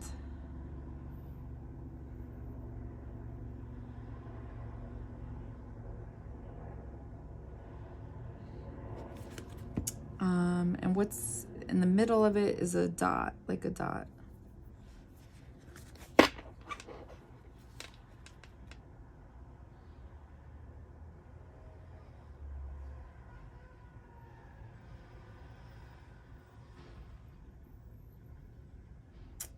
And I feel like the scene has changed, like something to do with this it's changing. Like this is turning into a person looking at a path. Ooh, looking at a path. And then I feel like there's like water, dark water, the abyss, the abyss. What do you need to leave behind? Tons of clouds, not knowing the path, the feelings, not knowing the path that walks over the feelings, not understanding the feelings.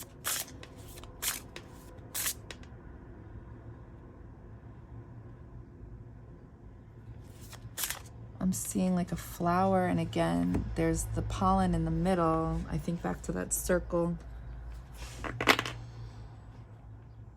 Somebody touches the circle. The circle's the shape of a heart now. What do you guys need to leave behind? Not understanding it? Page of Pentacles. Teaches astronomy and liberal science. Knows the virtues of precious stones and herbs. Gives very good familiars. Stones. I think of that. Kept going back. Oh, Pentacles. Page of Pentacles. A grounded message. So I go back to the neck, the necklace, throat chakra. 3 of Cups. Reunion, celebrations. What do you need to leave behind? What do you need to leave behind? Reuniting.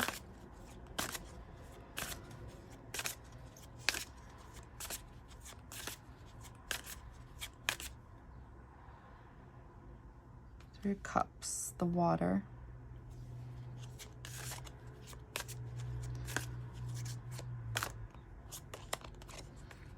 Jupiter, the granting of blessings from good fortune. What do you need to leave behind? I'm just going to put this straight up just for visuals. Page of Pentacles. What do you need to leave behind?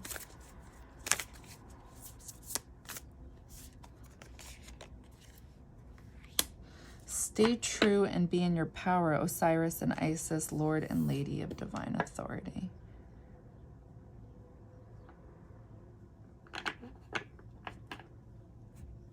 Okay.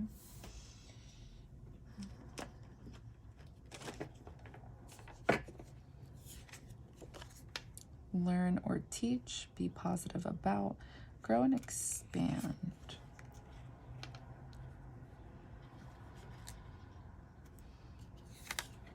Make sure all this is in there. Okay, good.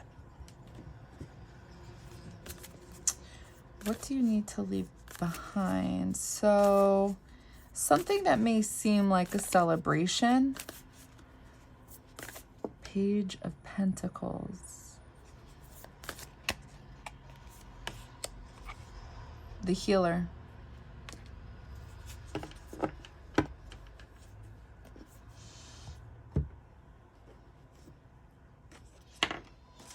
All right, let me try to channel a little more and then see what I see.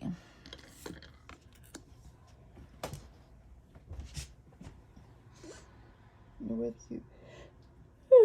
do you leave behind?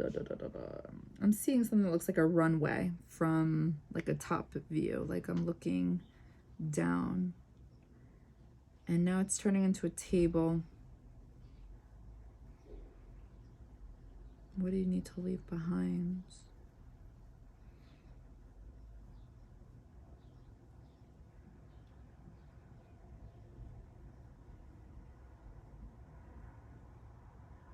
What do you need to leave behind?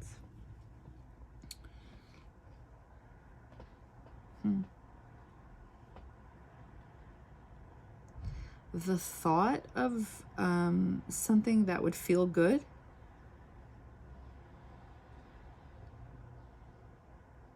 The thought of something that would... Something about a show as well, because they keep going to this table, but then it turns into a runway with an audience. But it's like, it's lit up, but then the sides are all dark. So it's like, no, it just, I'm gonna open my eyes. It wouldn't be. Stay true and be in your power. What do you need to let go?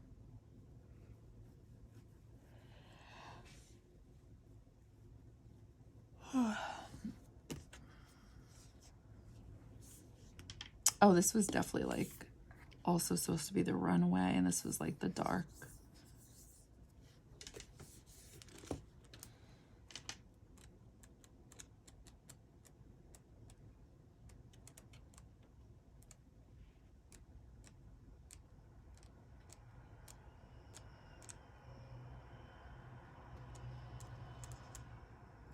XXV, the light worker, the gifted, the old soul.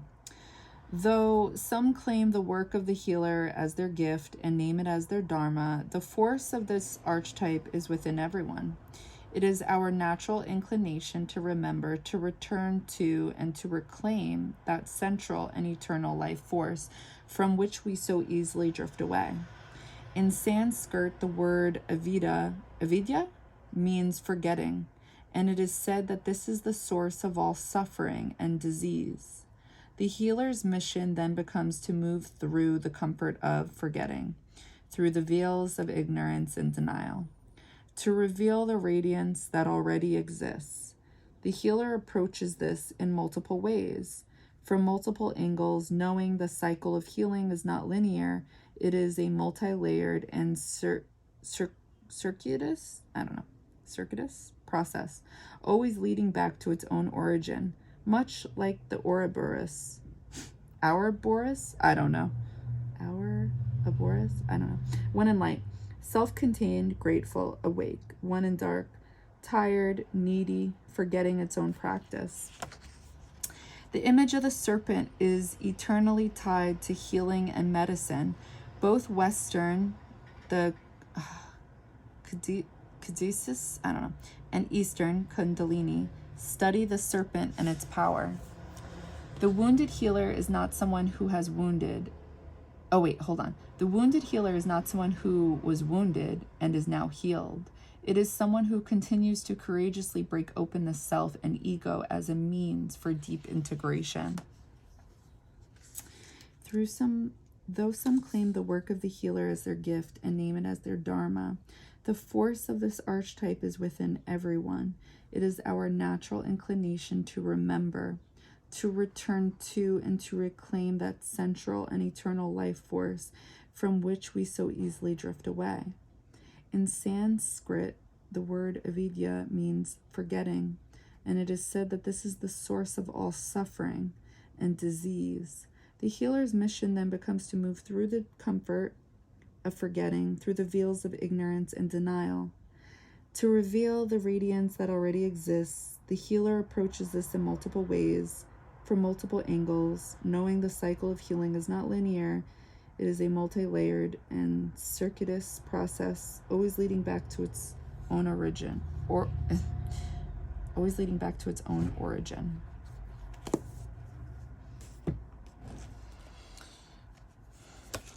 Stay true and be in your power.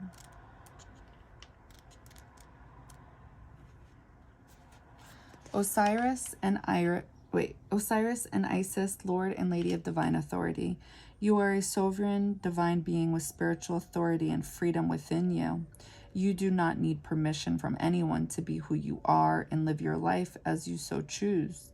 This is your divine birthright. Guard it as the precious treasure that it is, and remember that you are a divine being. The flail and crook, often held by Osiris, are symbols of divine royalty and dominion. These symbols remind us that within we hold great dominion, spiritual authority, and freedom to be the sovereign ruler of our own self. This does not mean that we have to control life or others or even the environment around us, but it does give us complete and utter choice to become as spiritually awake, free, and self-determined as we wish to be, as well as providing us with complete choice as to what our values and actions will be this lifetime. I just realized her necklace.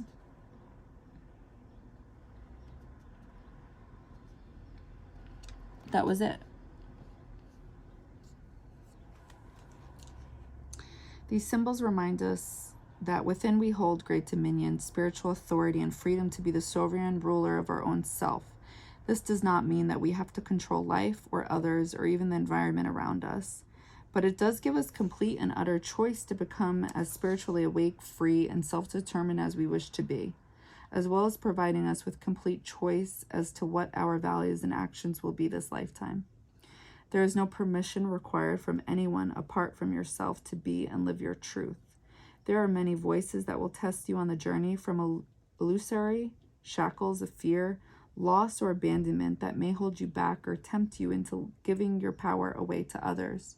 You shall awaken from the testing into the realization of spiritual independence within. Of course, there is more to spiritual authority than just recognizing that it lies within you. There are times when you must act on it, guard it, and protect it, which means recognizing when others seek to exert influence over you for their own reasons, or when you are being manipulated out of your own authority, becoming blind to your own power of choice, and instead believing that things just are the way that they are and you cannot question or query. Sometimes, during such challenges, to wield the crook and flail to exert one's own spiritual authority requires that you stand your ground and remain true to your knowing.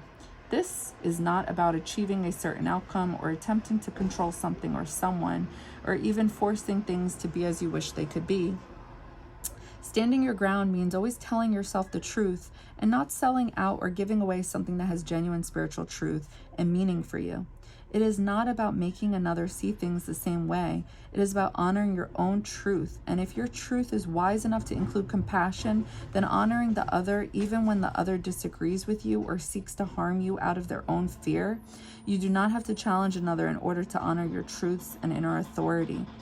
If you feel that another has to agree with you in order for your authority to be intact, then it isn't genuine inner authority at all. The fact that you don't need to have the agreement of others in order to live an empowered life can be a liberating realization. Yet there are times when life can feel like an assault against your truths, with many challenging you.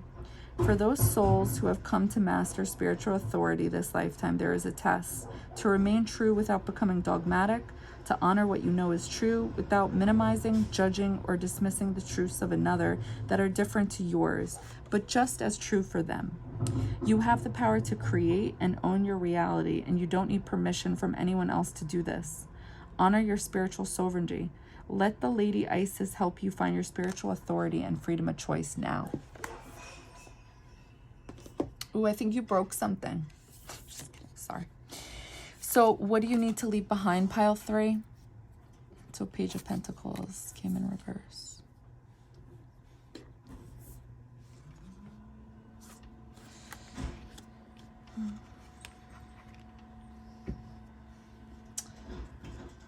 There's this energy of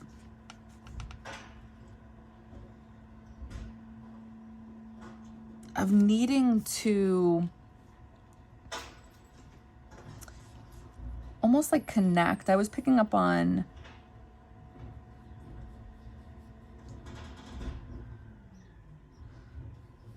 like needing to, Page of Pentacles came in reverse.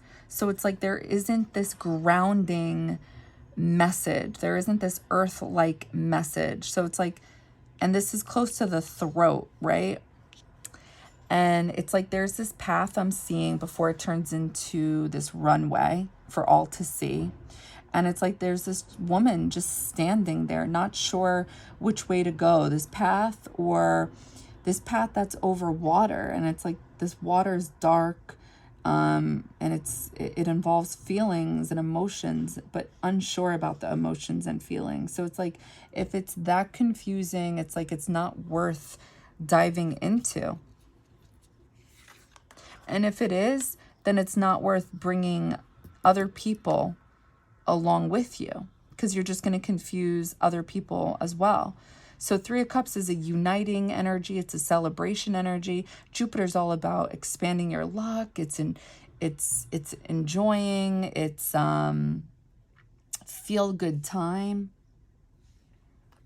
Healing is coming through, the healer energy. It's like wanting to feel good. It's like wanting to, but there's something not right about it. And it's because what's coming through is like being unsure. So what do you need to leave behind? Whatever this uniting energy is coming together, it's like it should be left behind because you're not sure. Something like that. So why do you need to leave this behind? I'm going to channel. Have a sip of water.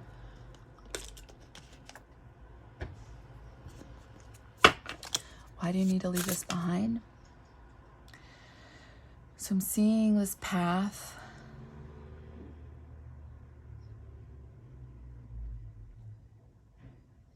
I I feel like I'm seeing a tree at the end. I feel like this path is kind of like elevated, like it's not on the ground. And I feel like that's a message within itself, because it's like I'm seeing the top of a tree. And I feel like in the center of the tree is your eye, because I'm seeing the center. Why do you need to leave it behind? Your eye is on the path. Your eye is growing. Your eye is seeing. Why do you need to leave it behind?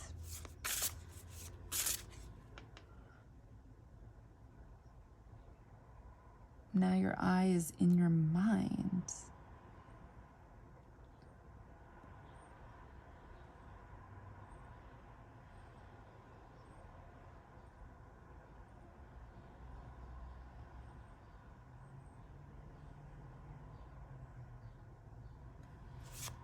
I'm gonna open my eyes. Why do you need to leave this behind?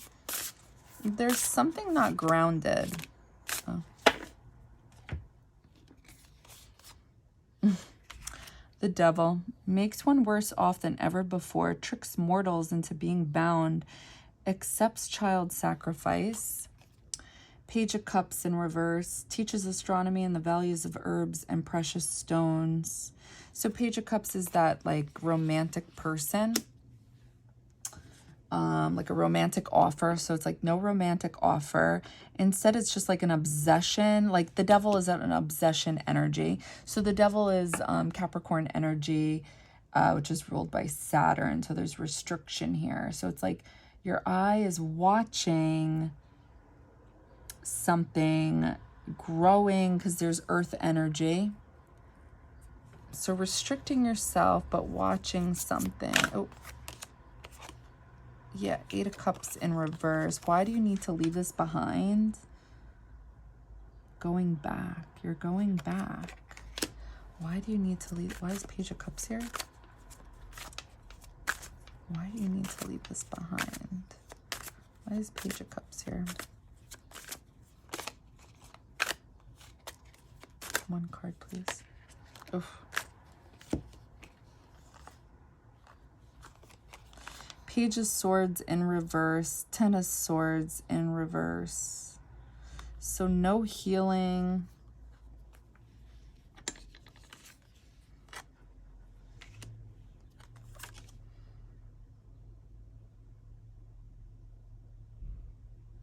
No messages. So no communication. Not healing.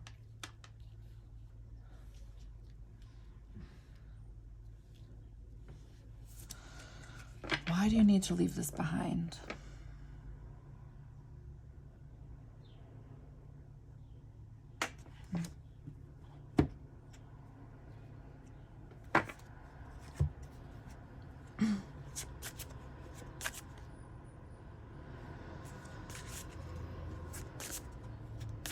I felt like actually, so hold on one second. I felt like I was seeing this as the path and it was elevated, like it was on kind of like a cliff or something like that.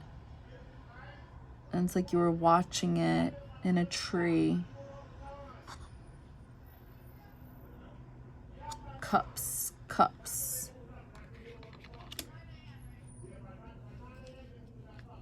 Why do you need to leave this behind? Sorry for the background noise. Why do you need to leave this behind? Why does pile 3 need to leave this behind? Oh, shit.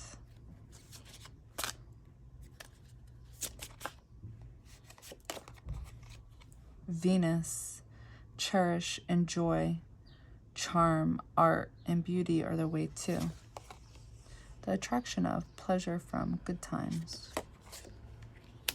And why do you need to leave this behind? So Venus is that planet that within spirituality, in esoteric, it's like that unconditional love. Like not egotistical way of looking at love, but like real unconditional love. Like we are one.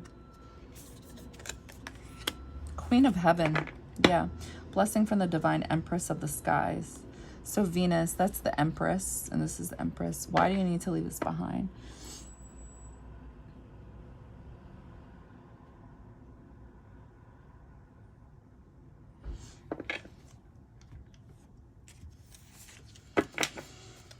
Why do you need to leave this? Oh, that came out hard.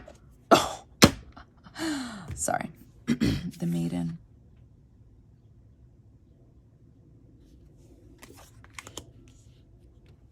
Let me channel this.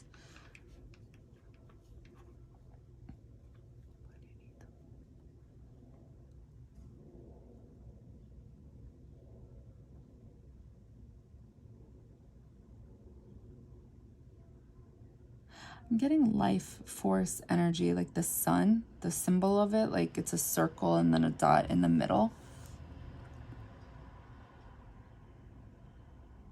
Why do you need to leave this behind?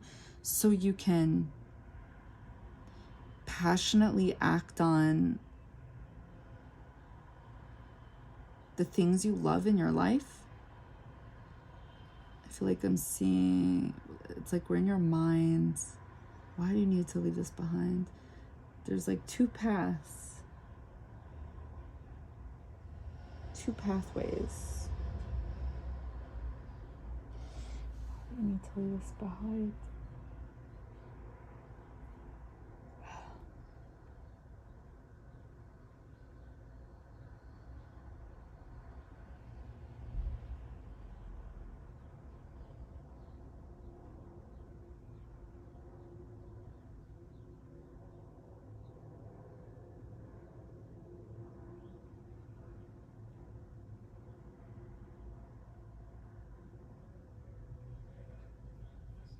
I feel like we're growing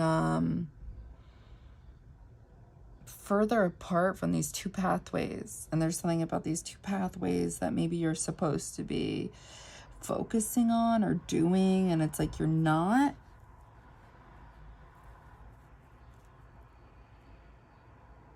Yeah, it's like it's turning into, it's like there was these two oddly shaped doorways or windows, whatever, in your mind, and then there's a tree.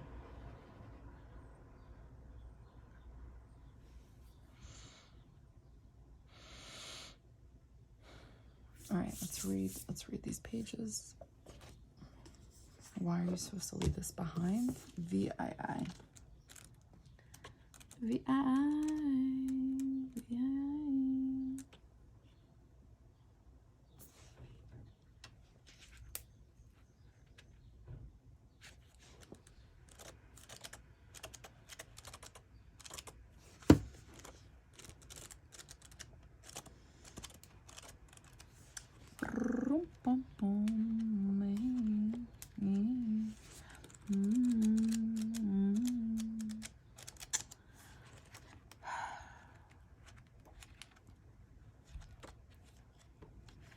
Come on. Like, really? It's a book. It's literally a book. Okay. Nope, that's not the right page. The Maiden, the Virgin, the Princess, the Innocent. The Maiden archetype is the epitome of innocent arousal, naive sensuality, and precarious purity. She is compelling and addictive because of her flawless and youthful glow. She's the first archetype in the trifecta of Maiden, Mother, Crone, and rightfully so, because she has oh so much to learn. The Maiden is perfectly positioned for trouble to come her way and subject her to a challenge that leads to the next phase of womanhood. She must grow up, yet hesitates at the threshold. Enamored by the charms of youth, the Maiden represents the side of us that is riveted and curious, drawn to shadowy forests, dark nights, and taking just one taste of poisonous fruit. Her magic is edgy and includes both shame and delight.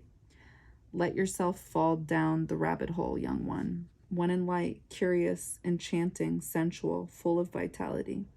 One in dark, pretends, projects, denies, fantasizes. Moving from the maiden to the mother is challenging, often leaving unresolved tensions between the two archetypes for years, if not a lifetime. Do you long to be rescued by another, or receive a kiss that brings you back to life? Be wary of waiting for a prince. Break the spell of your own life. Okay, so what I was seeing is that why you guys need to leave this behind, because you guys are fantasizing. You're projecting, you guys are,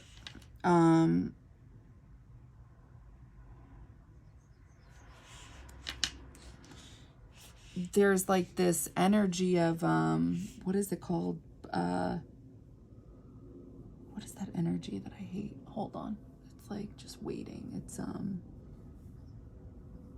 not postponing. It's holding off. It's, the maiden archetype is the epitome of innocent arousal, naive sensuality, and precarious purity. She is compelling and addictive.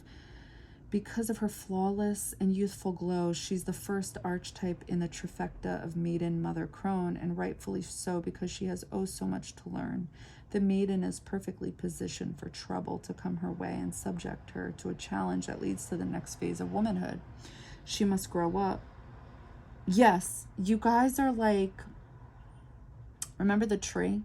It's like you guys are postponing, that's the word, postponing growing up in some type of way. That's why you guys have to let this go.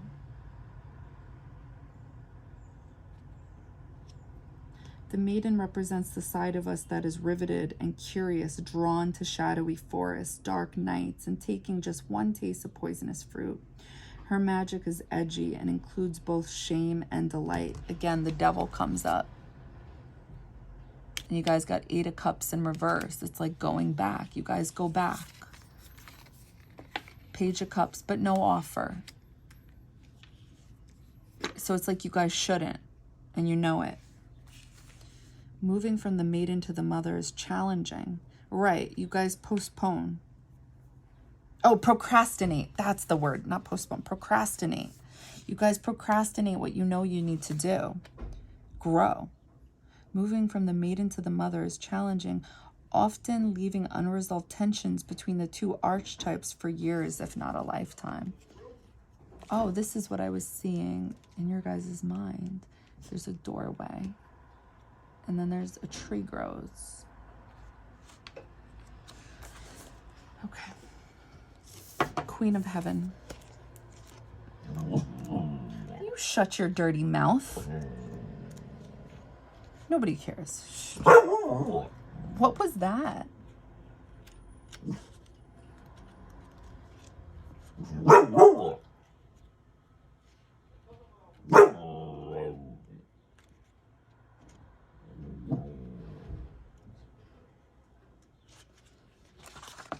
Is this page really getting stuck right now? Like, I'm hungry. Come on. I'm getting hangry. I'm about to get real mean.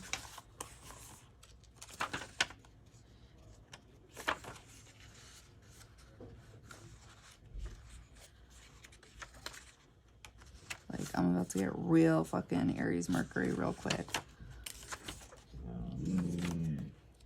I wouldn't, Kylo. Ooh, Kylo. QRST. Mm-mm.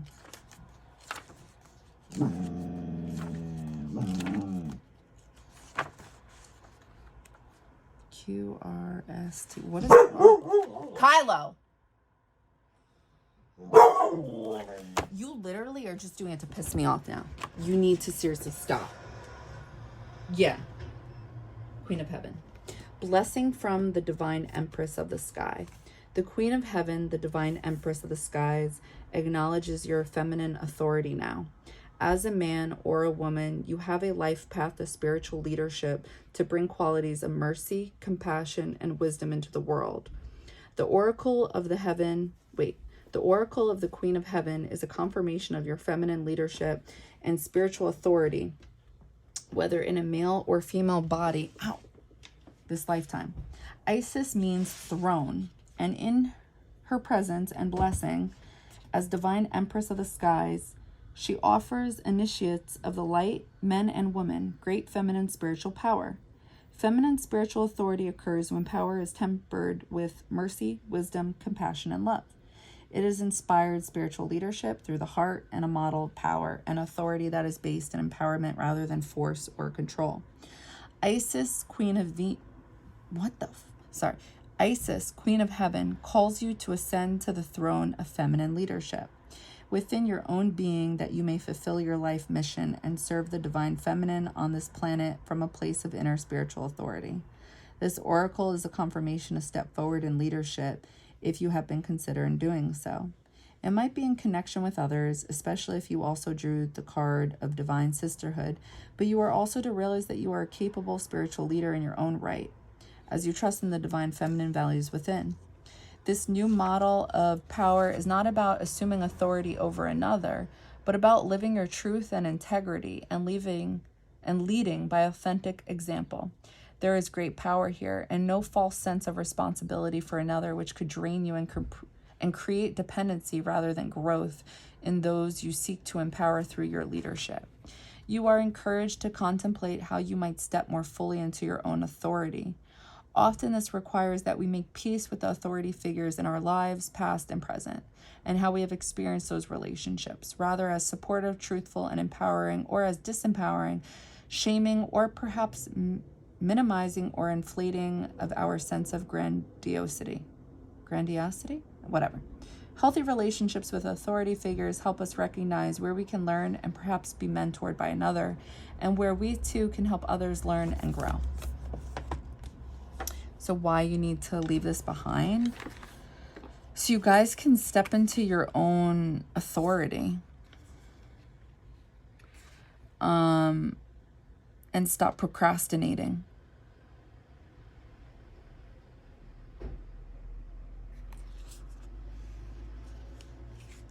Stop procrastinating the inevitable.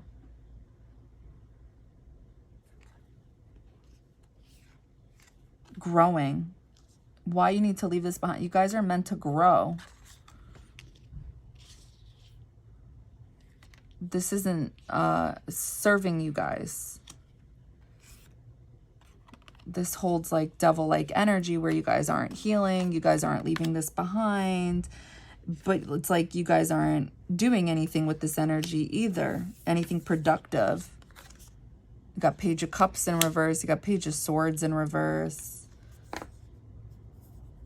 It's literally not doing anything.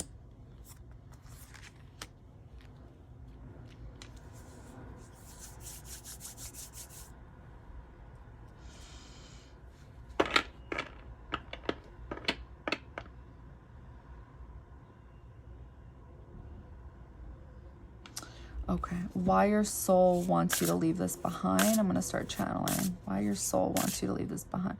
I'm seeing teeth. Why your soul wants you to leave this behind. Committing.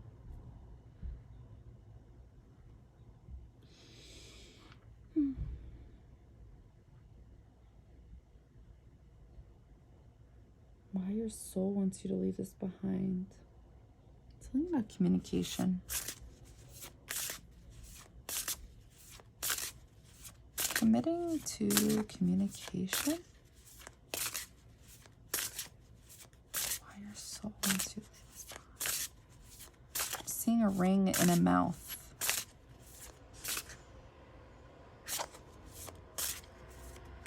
The ring leaves the mouth. Seeing through the teeth. Seeing through your own teeth.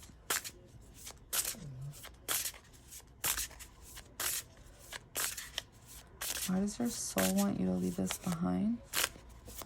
All right. 10 of Pentacles in reverse. Understands the tongues of animals. Uncovers treasures hidden by magicians. Reconciles friends and enemies. Why does your soul want you to leave this behind? So you can go get your own 10 of Pentacles. So you can commit to yourself, your own self. So you can see so you can understand yourself. Yes, Six of Swords in reverse.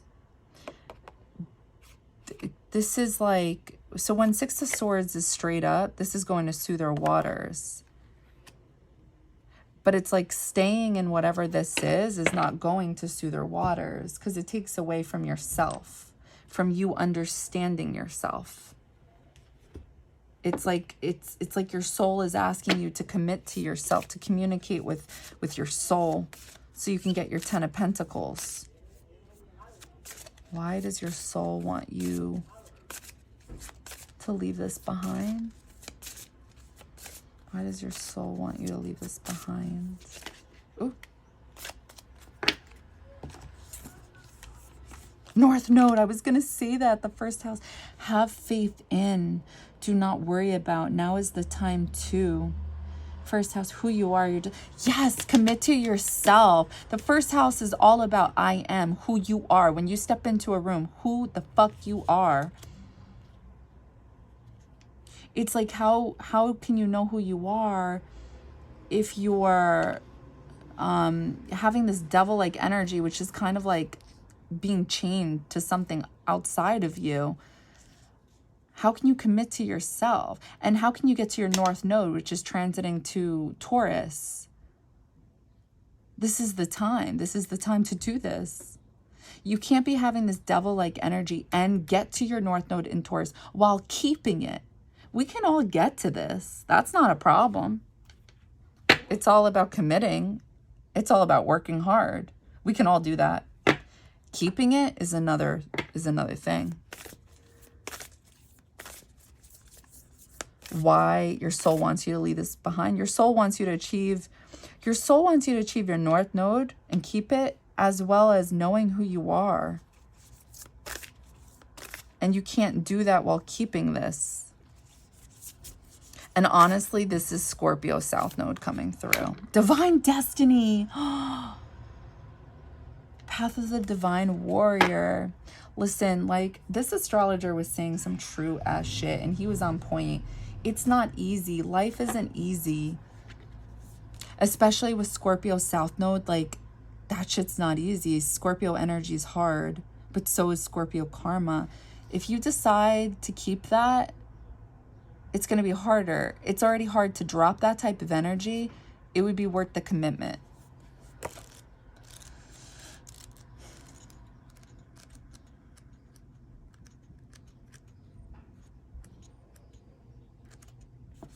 Divine Destiny. Spiritual work of the higher initiate. The Divine Warrior guides you to your Divine Destiny. The Divine Warrior energy. Oh my God, I just realized. I'm sorry. Delayed reaction. The North Node Destiny. It's written in the stars. I so wanted to say that Oh my God. I so wanted to say that a minute ago, but I held back, but I can't hold back anymore. The Divine Warrior guides you to your Divine Destiny. The Divine Warrior energy exists within men and women as the inner propulsion to continue with a worthy path, even during times of difficulty. When faced with a challenge, a true warrior will summon more of him or herself to the cause. It might be more wisdom, focus, intelligence, and surrender into the divine. The warrior within has great inner resourcefulness and determination. This part of you will lead you to spiritual success. The Oracle Divine Destiny is a call to your Divine Warrior. This part of you has great self-esteem and believes that what you desire is worth whatever effort, personal growth, application, focus, and attention are required to obtain it, provided it aligns you with your Divine Destiny. This part of you acts in personal integrity, and if the goal will compromise integrity, then the goal is refined until it shines like a diamond in your heart. Then the Divine Warrior will bring it into being. The path of the Divine Warrior is not one of any means to an end. The means and the end are considered equally important. The Divine Warrior will succeed in bringing about your Holy shit.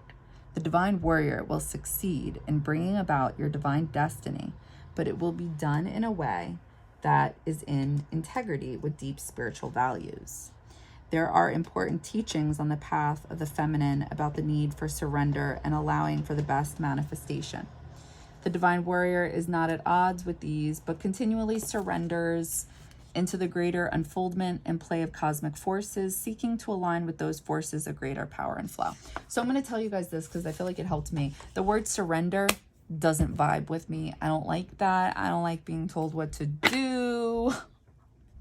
So maybe this will help you guys with the word surrender. Somebody said, when I think of the word surrender, I think of the word relaxed. I mean, I don't like, nobody tells me to relax. Like, what? That's fucking stupid. Who tells you to relax? Like, who actually, you need to relax? Oh, okay, thanks. I'm relaxed. Like, okay, that was really smart. Like, whoever invented that. And of course, the rest of society was like, oh yeah, that makes sense, you know? But like, think of the word surrender, like that word meaning chilled out, chilled the fuck out. So like, have you surrendered? Are you relaxed? Are you chill? If the answer is no, then how can you surrender? All right. Why your soul wants you to leave this behind. It just looks like you can't have your cake and eat it too, honestly. Like that's what it looks like. It looks like you want to hold on to something Scorpio-like. Scorpios don't like to let go. But like the cosmos are like, okay, well that's cool, but you can't have your north node then. And that's exactly what this energy is saying, that you can't get to your north node without leaving the Scorpio south node. And the Scorpio south node, like that's why it's so hard, because Scorpio energy doesn't like to let go. But it's like very specific what's coming through here. It's like, okay, well then if you're not spiritually well enough. And sometimes like things seem very odd, like, or strange. Like, well, why would I have to let this go? This doesn't make much sense. Because look what's going on in the cosmos. Everything's very karmic related. Things are not as they may seem. The big bad wolf. Oh, shit. Oh, my Lanta. Okay, the big bad wolf.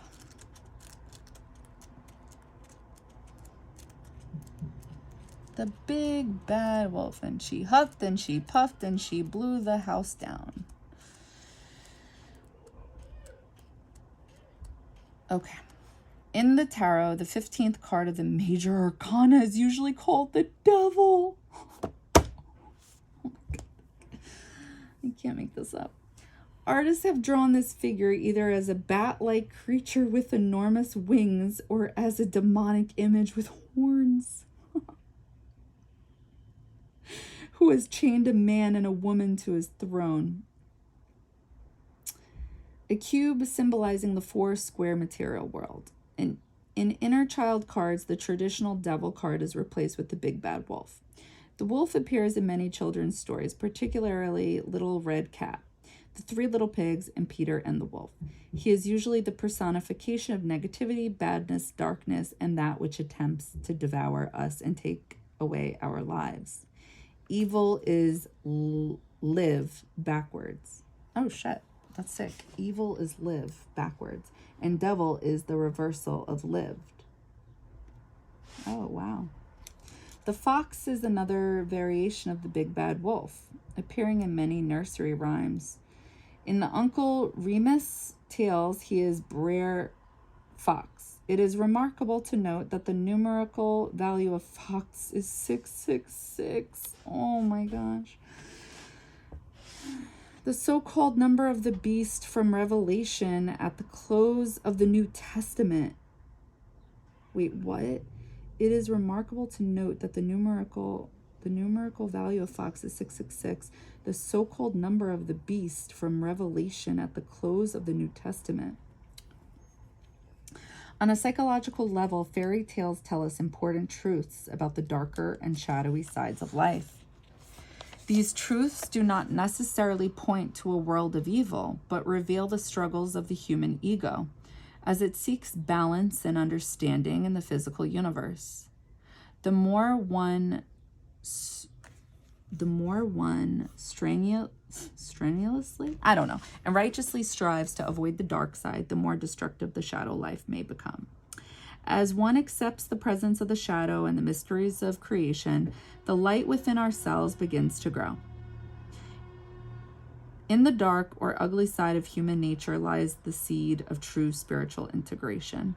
The big bad wolf and the sly fox personify the cunning, harmful, and mischievous side of the human intellect.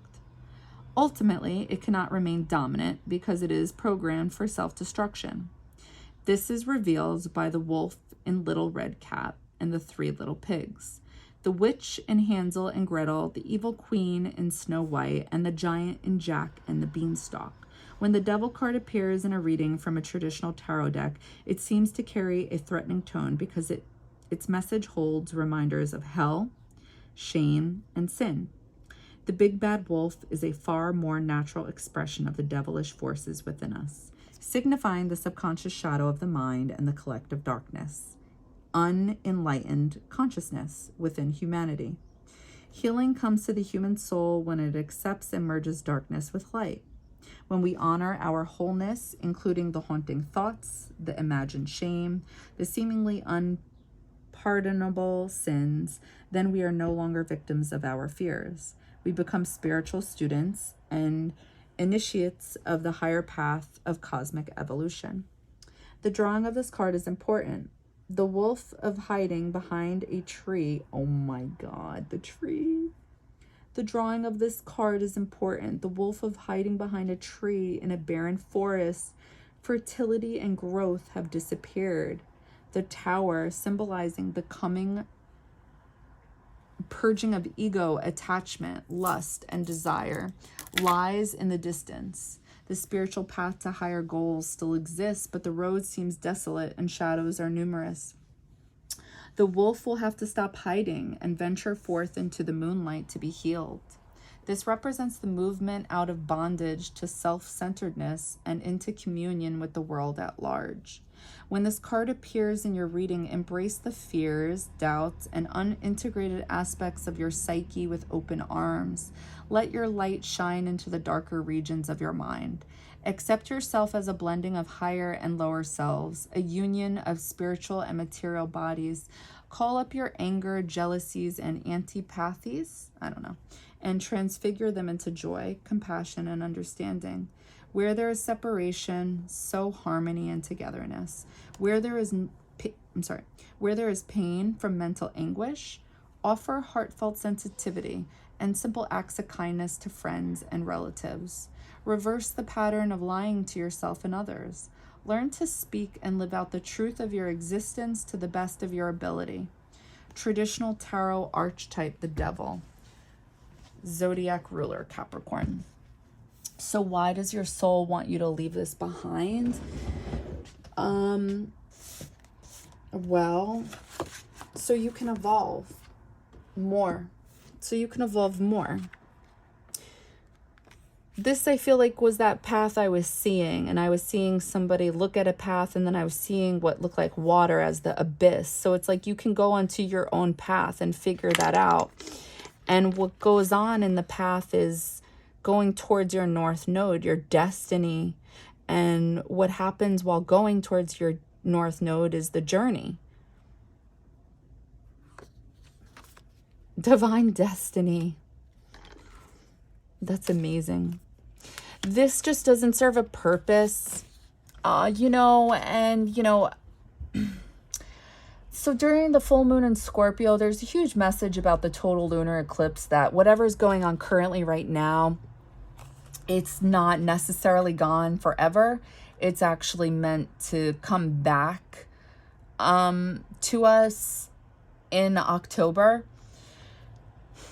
So, whatever this is, that energy could be coming back to teach us more.